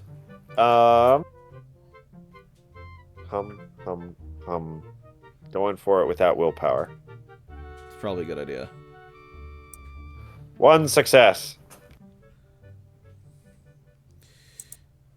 You did know that you don't know the family super well, but especially after your last feast, you do know that one of the families was still rather broken up and forlorn about the loss of their little one, and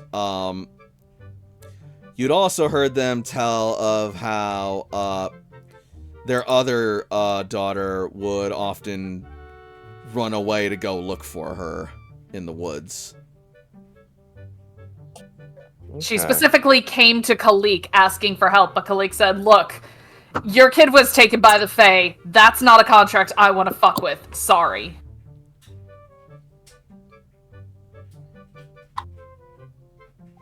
I will be right back.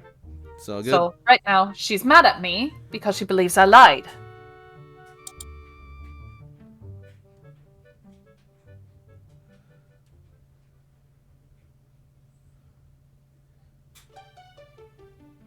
I believe it would be better if we do have you two, perhaps, going to speak to them.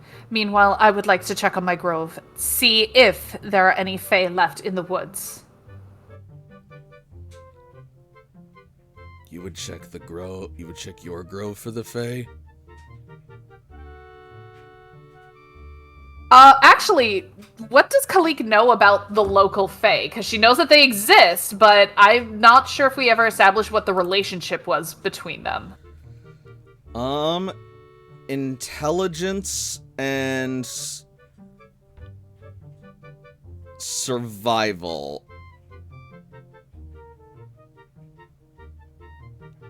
Could I argue Hearth Wisdom or Occult? I would allow those two. Okay. Difficulty? Difficulty 6. 3 successes.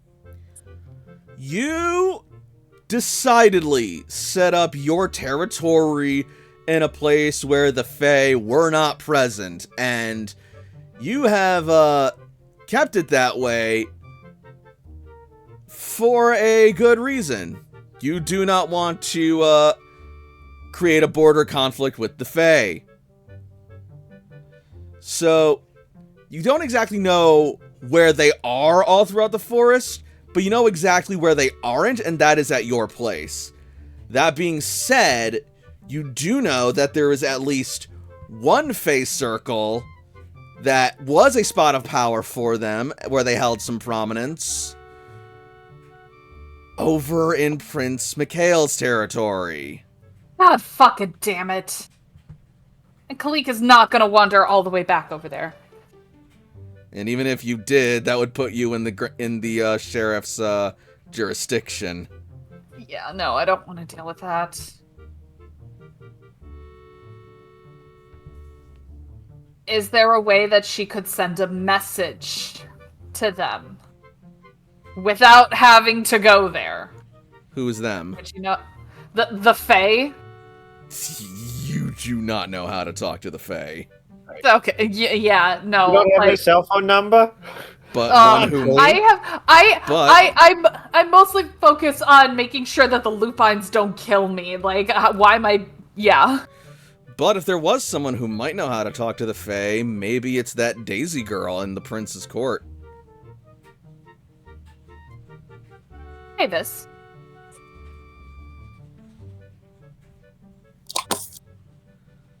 Yes.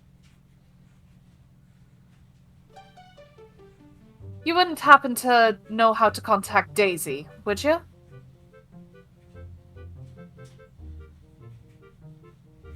Oh, storyteller. You don't have any sort of, like, direct contact. Like, your Auspex isn't high enough that you could, like, reach out to her telepathically. You are not trained in presence so that you could, like, summon her. You could do a more conventional means and see if, like, maybe a courier could get a message to them at Lockburg Castle. Otherwise, you could go there in person to see if you can get them. The prince ain't mad at you. That's true. I can As far as you send know. Sheriff might be a little pissed, though. I could send a bird or myself. Sorry.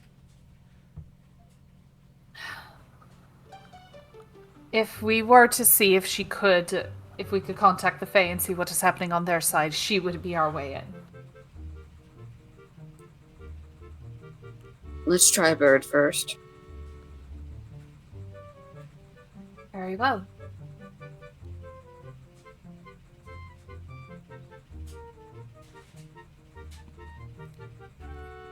Tavis is at least going to start writing something.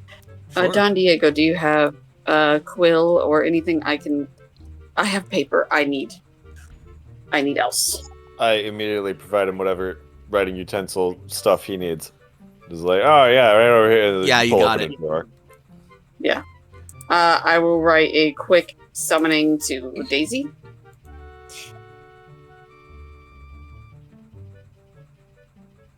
Do we have enough time for me to be able to get a career? Okay. The night is still relatively young. All right. Well, then, once the ink dries, I will send it off. Because the sooner I can send it, the sooner it will get there. Very well. In that case, since I believe you said that it would not be good for me to be with you when you speak to the hunters, I will be at my grove then. You may want to get someone with animalism to send it off to ensure it arrives at its destination. Hey! Kalik, do you want to give this letter to the pigeon? I will find Since you're someone. going that direction anyway. I can do that. I wrote the letter for you already. And she said It she shall could be do done. it. Begrudgingly, but yes.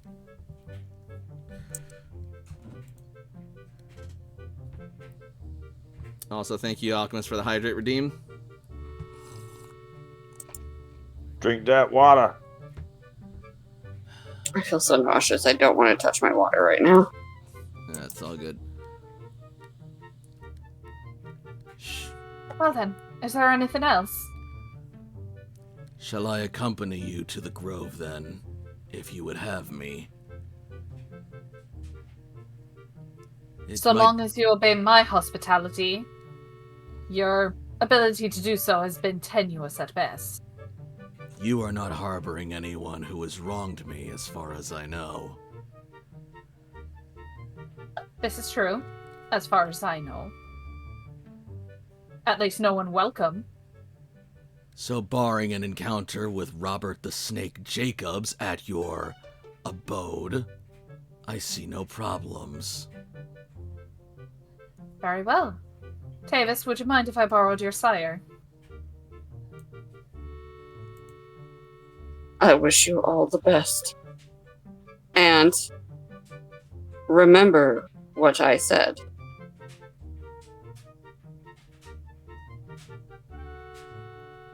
He nods. Upon her safe arrival in the grove, I will make my way back to your haven to make sure it is undisturbed. Could you possibly make sure that if I do get an unsuspecting visitor, that it does not scream Haven? It will be done. Your haven is on the way. We can stop there first. I appreciate all of this. Be well, and take care, Tavis. As you.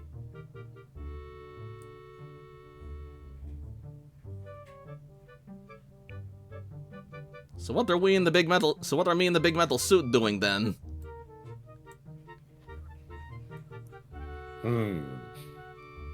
I felt that it may be wise to accompany Don Diego to speak with the prince, in case only his minor boon is not enough to secure the release of the urn. It may take more than one. Well, you're not going to the prince tonight. No. We're dealing with hunters tonight, William. As much as I'd be loath to deal with the hunters, it is perhaps best if they see somebody of my status around.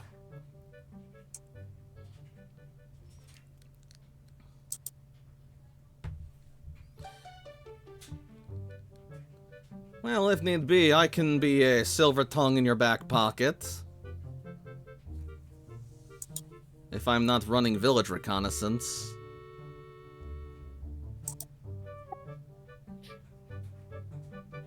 Trying to think the best use of resources. So, like, Skjor, like, we could have him with us, and, like, he's pretty canny, so even though he's, you know, slightly slimy, he knows how to talk.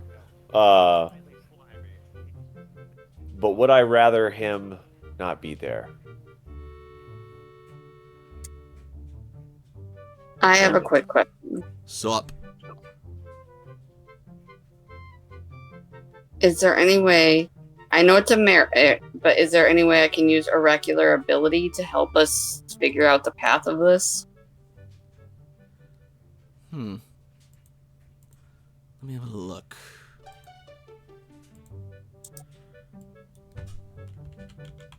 In the meantime, I believe Kalik is going to make her way out as I quickly step away for just a brief second. Sounds good. Alright, sounds omens, yada yada yada. When the omens manifest, the storyteller will give you vague impressions the sign leaves upon you, which you interpret studying the omen no further to gain more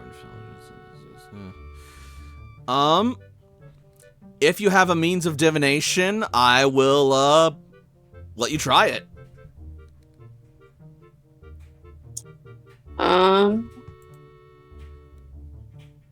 I have aura sight, shroud sight, and heightened senses. Otherwise, Well, not really. what I also mean is, like, do you, like, read tea leaves? Do you read bones? Any other means of, like, gaining insight into the future that, He has 3 in occult, but not bones. I don't think that, which is funny because he's around bones more often than anything. Mhm. But I think maybe he can read tea leaves. Then if Don Diego has tea, you might be able to work with something. It's not exactly going to be super reliable, but... No, well, neither will the bones. But I figured it's easier for him to do that than to deal with the bones. The unfortunate thing is going to be that the tea does not even exist in the island for about another 400 years. So that's tea leaves right. would not work. Well, then he'll just deal with the bones, I guess. Bones, maybe like burning paper and like studying the ash that comes from it, something like that. But unfortunately, tea is just not an option realistically. Not in this part of the world. I just reach through my time machine and grab out some tea. It's fine. Well, I mean, you did come from Spain. You want Earl Grey? Yes, delicious. There's palmistry. Probably. Ooh, yeah. That is one. Hold on. So you could read whomever's palm to see if you can get an idea of their future and what actions they take.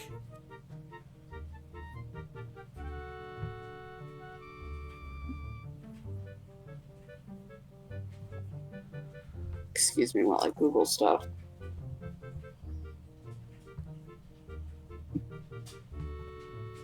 I'm back.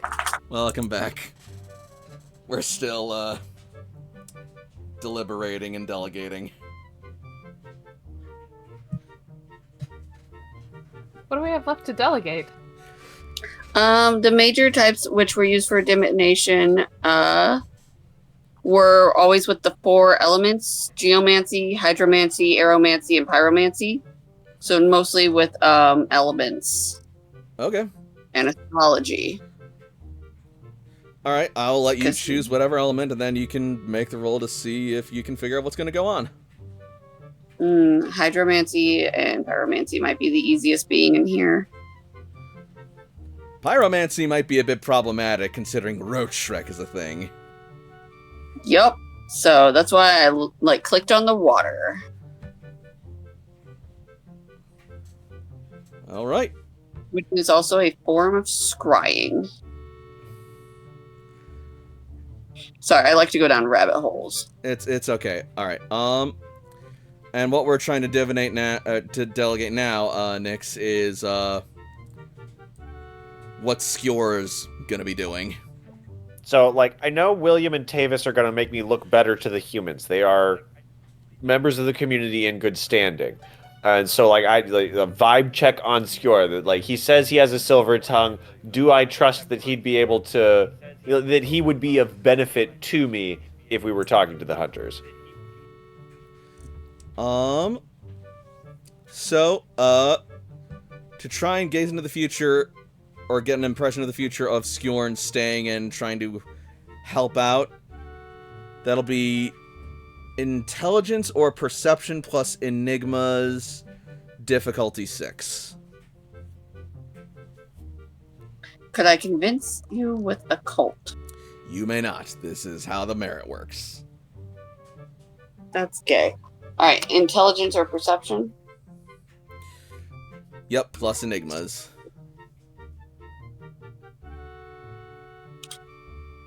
All right, I'll stare into this cup of water. Difficulty? 6.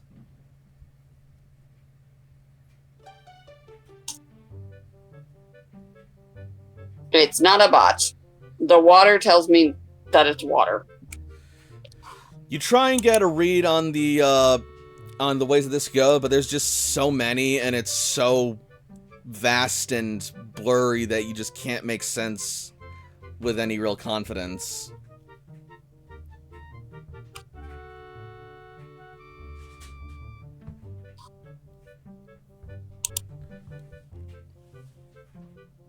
It is a cup of water.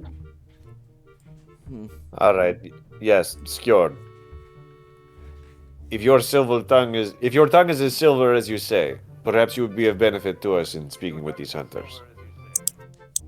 Very good. Otherwise, if you want, I can stay out of the way and simply listen in as best I can, and if needed, I will justify myself. Let's go with that one. You can come up with a good excuse of your own, as like, I am this rich guy, I host parties and have these. You figure it out. Oh, don't you worry, my friend. I will figure everything out. I'm quite good at it. Then we all have our separate locations. Let's go.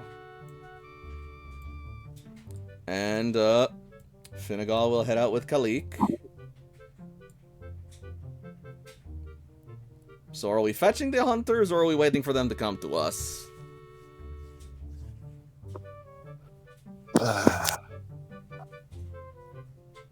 To try and get their attention off of Alba.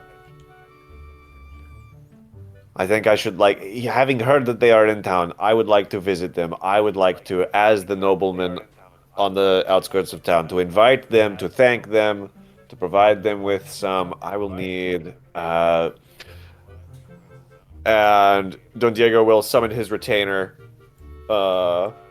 Armando. All right. Armando. Just a second.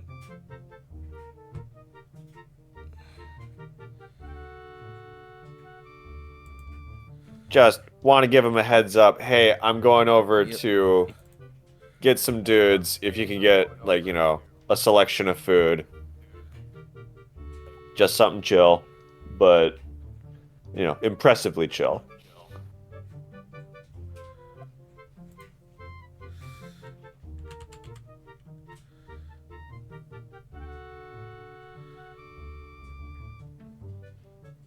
All right, yeah. Until I get another servant pick, we will just have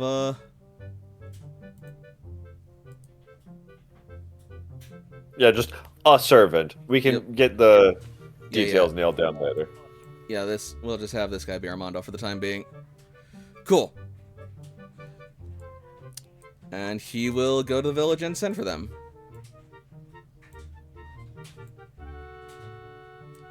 And as he does that, we are going to cut over to Kalik and Finnegal. This is gonna sound really weird, but part of me is kind of hoping that someone just tries Kalik so she can use them for a sacrifice and not only put up one of her defenses, but also gain the oracular ability merit. That would be nice. Funny you mentioned that. She has a nice big bodyguard to be like, hey, this guy's being an asshole. Can you just get him for a minute? I need him. So,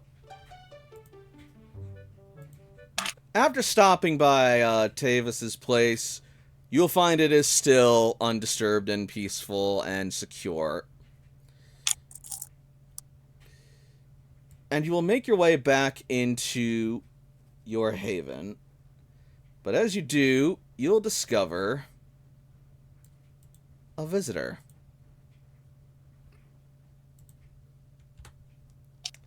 He's elsewhere, so He's not actually there. I was about to fucking say, what is he doing with my son?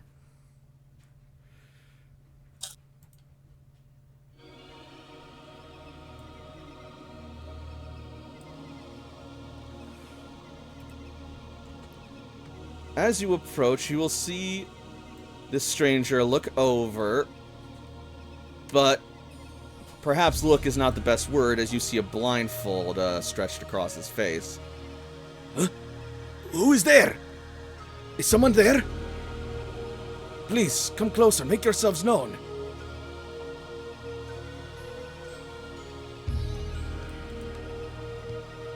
What can Khalik glean about this guy just from observing him? He's blind. He is male. He is dressed in average cloth burlap traveler's clothing. Carries a long stick at his side. Long black hair and a decently kept mustache goatee. I imagine that Khalik and Finnegal are already familiar with each other and what each of them are capable of doing. So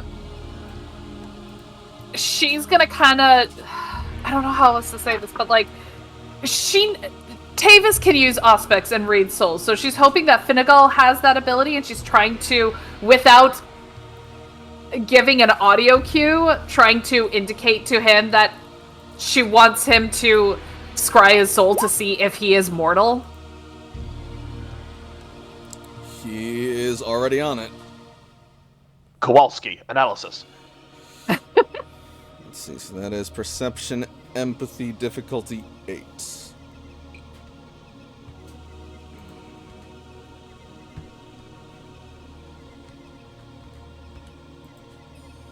Yes. Minus his Auspex rating. No, That's unfortunately. Right. Yeah, that's the one thing about, Doesn't matter, he nails it. Damn, nice.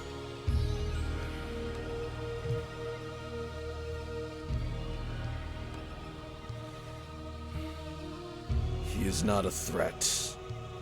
He is nervous, tired, weary.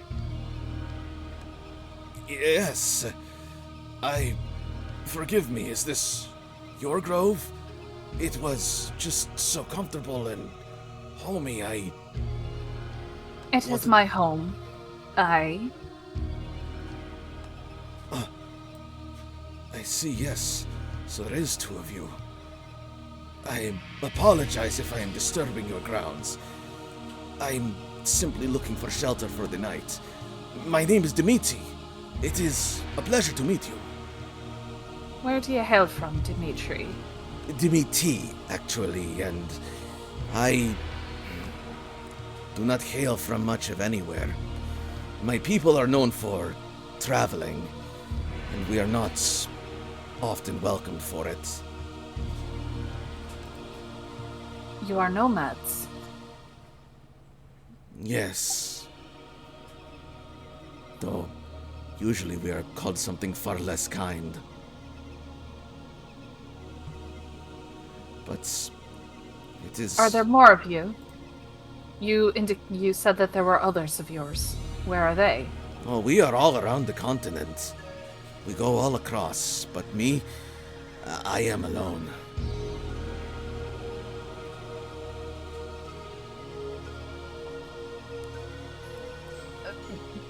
There are a few flags that are being slowly risen.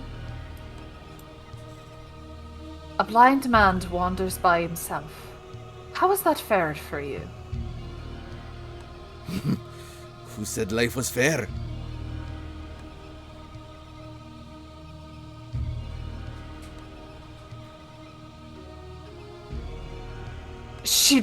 He can't see it, but she just gives the most unamused stare.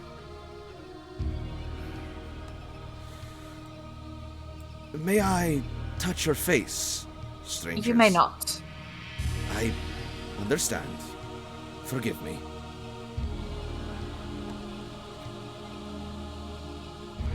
Do you wish me to leave?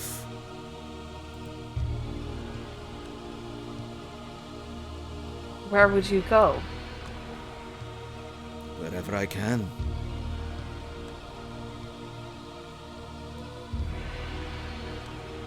Palik is gonna look back to Finnegal to give him a look like you're sure he's not a threat. He will lean down and whisper in your ear. He is mortal.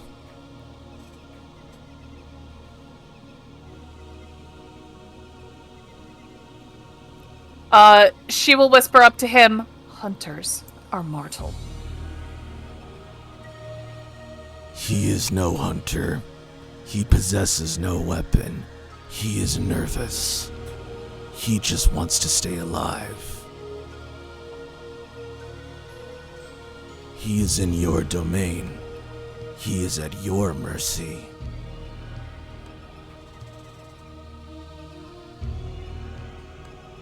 Tell me, what has your time been like?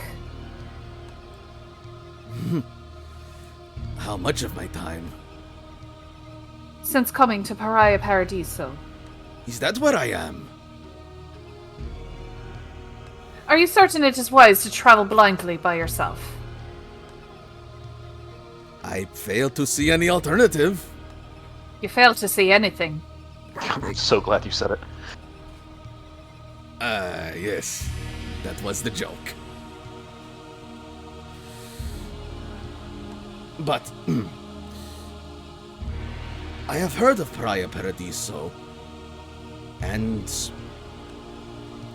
if that is where I am, then perhaps I have been guided by fate or the heavens to a place where maybe I might finally fit in. A mecca of outcasts, a promised land for the disenfranchised. Small, but full of strange characters. Do you think they would take me, even knowing what I am? It depends on who you ask. We have God-fearing men in this town, as you would find anywhere else. Of course. But so far they have not come to torch my grove, so perhaps there is some measure of tolerance within this place.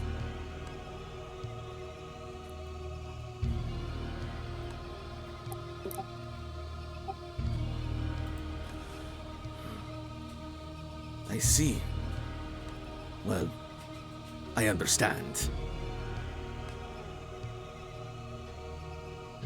Tell me, have you been blind your whole life? Yes, ma'am. I was born blind, you see, but my parents, they loved me anyway. They strove to protect me and encouraged the community to accept me, even despite my difficulties. And yet you wonder. Yes, because I was born different in other ways too. Ways that they could not accept. This is gonna pique Kalik's interest. Such as? Perhaps I have said too much. I have already said a dangerous amount already. Yet it is out in the air. You cannot take it back. And you have not killed me or attacked me yet. What is your name? If I may ask.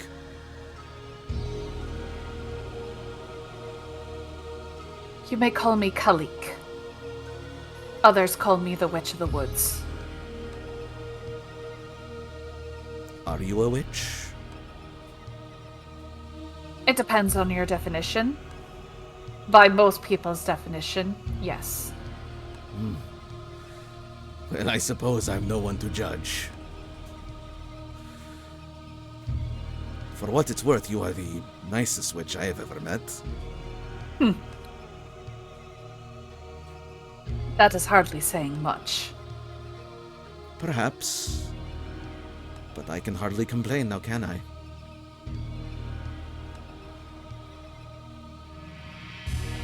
So tell me then, what is it that set you apart from your family?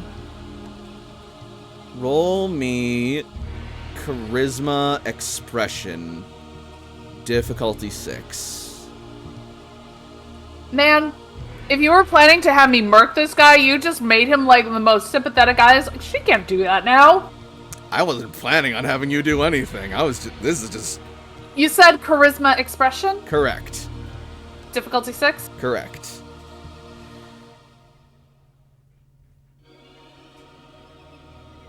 Oh, you nailed it. 4 successes. Empathetic is her specialty. Oh, that's absolutely going to apply here. You have been nothing but kind and empathetic to him so far. And you seem like you're just trying to learn more about him. So that's 2 more successes? Correct. 6 successes total. Damn. It is part of one of her paths. For the path of the Eightfold Wheel. One of the sins is failing to care for the sick and the weak. One cannot be strong without concern for others. So this is just following her tenets. He is going to heave a sigh and turn in your direction as he places a hand over his heart. I was outcast because my heart loves differently than normal folks do.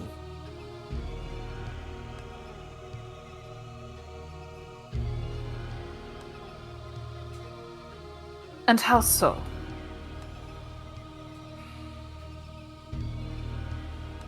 Let's just say I prefer the company of those like myself, he says, stroking his beard. She's gonna look to Finnegal. Mainly to see if he gets it. He just sort of looks down at you stoically.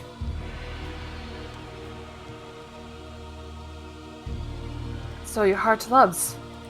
Hardly a reason to cast you out. It is viewed as an abomination in the holy books of many. People's idea of abominations changes so much. And oftentimes it's quite ridiculous.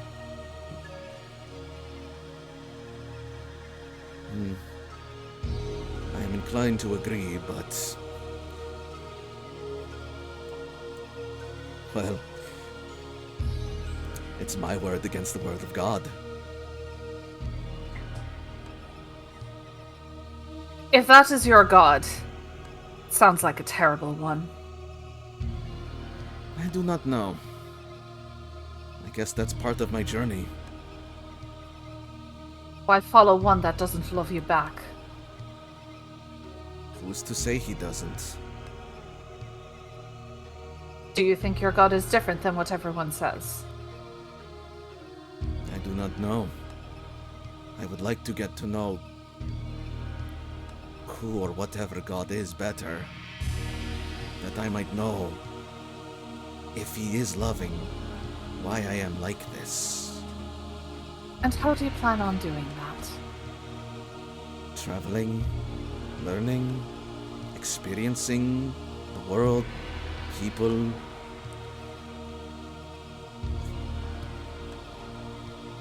Philosophy. Tell me. Meditation, that sort of thing. It's... I guess it's a personal journey, you might say. Tell me, where is your next journey? You're asking a blind man where he's going. And yet you wander. It is what I do. So my question still stands. Well, since I am where I am now, I was considering seeing if Praia Paradiso has room for one such as me. If only for a short while. knowing what she does of the town, how would Pariah Paradiso handle him?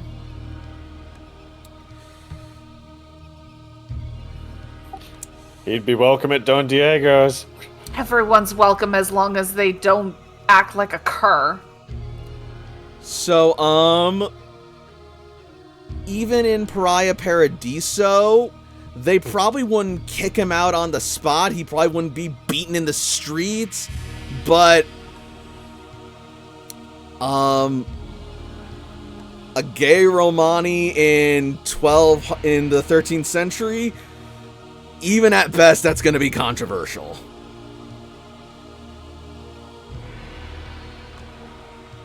Still, If you do plan to go to Pariah Paradiso, I would recommend not staying for very long.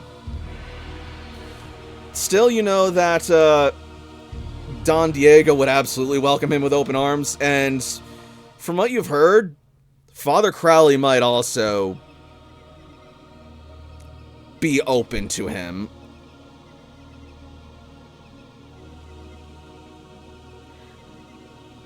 If you are willing, there is a church. The priest's name goes by Crowley.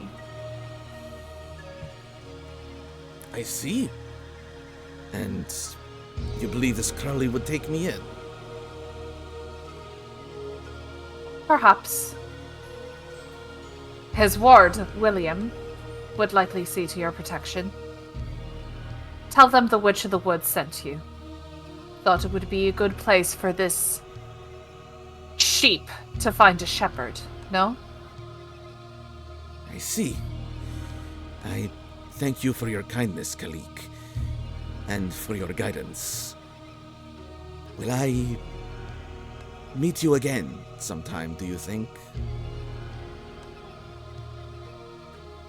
I do not know. I am uncertain. Fair enough. Then if this is our last meeting, I thank you for your kindness, your acceptance, and your guidance on my journey. And I apologize for the disturbance.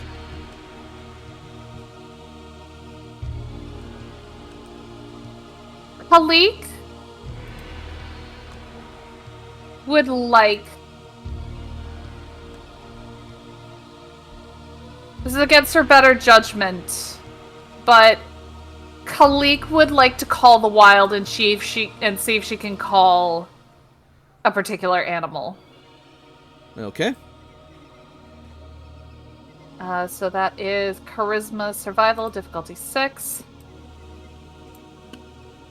She wants to try and call a wolf. Okay.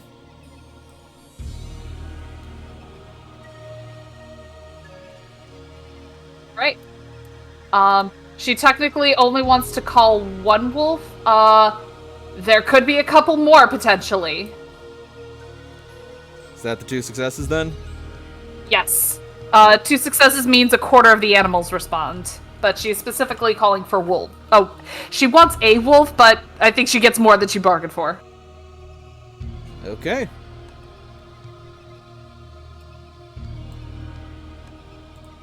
Wolves rarely travel alone. So sure enough, out of the shadows of the forest, will approach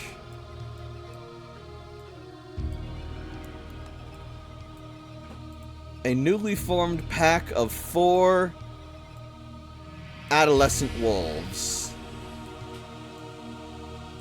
Which one seems to be the quote-unquote leader of the pack?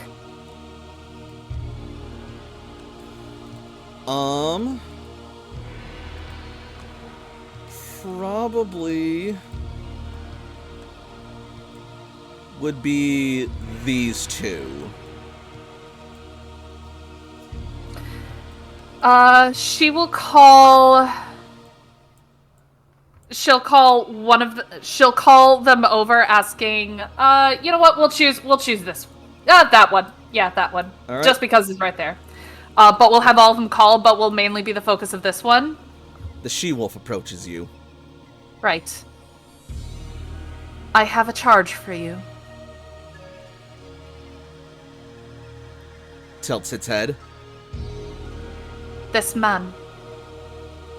He requires guidance. Where? Lead him safely to the church. The what? She describes what the church would be like. The large stone building with the cross on top. Likely next to a graveyard. But humans are there. And he needs to be with humans. But if humans see us, they will beat us and drive us away or kill us. All you need to do is guide him there. Once he is within the church, you may take your leave. But see that he gets there safely. The church is not too far on the edge of town. You should not be in it for very long.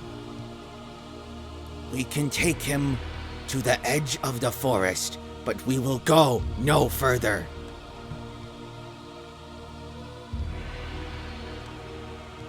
That is fair.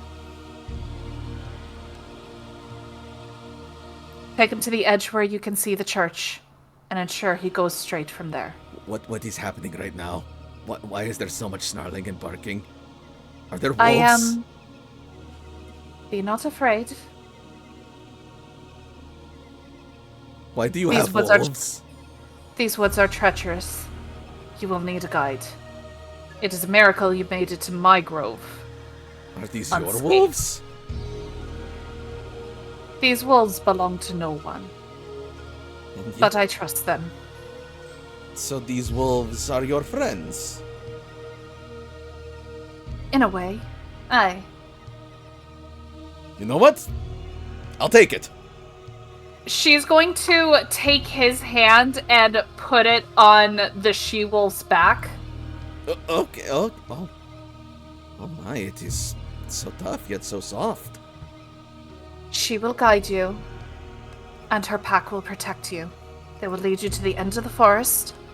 When you no longer feel her, keep going straight until you find the church. I understand. And She looks to the other wolves. Keep him safe. And they will go and guide him as he is escorted out of the woods by the wolves. William, your Father Crawley is gonna have quite the story for you. Are you sure it is wise sending him off like this, now that he knows where you are?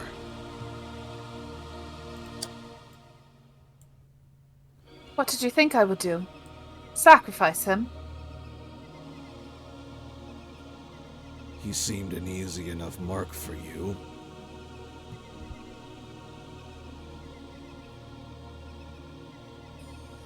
Do you think me such a devil that I would prey upon the innocent as such? You've never been known to show mercy in the past.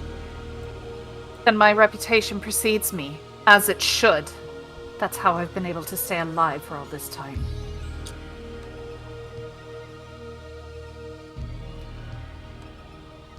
Don't get me wrong. It's not my place to judge. I guess I'm simply... Yes, you do. I do not, and do not presume as such. Do not mistake my curiosity for judgment.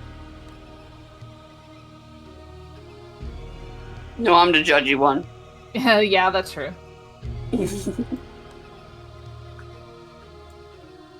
For if I am to judge you, you will know it, and you will feel it. Will I fear your hands one day, then?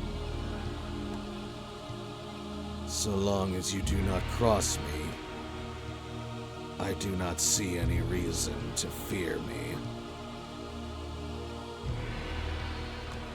You have been well to Tavis, and that is something that I do not take lightly. I cannot be there to guide him all the way down his path.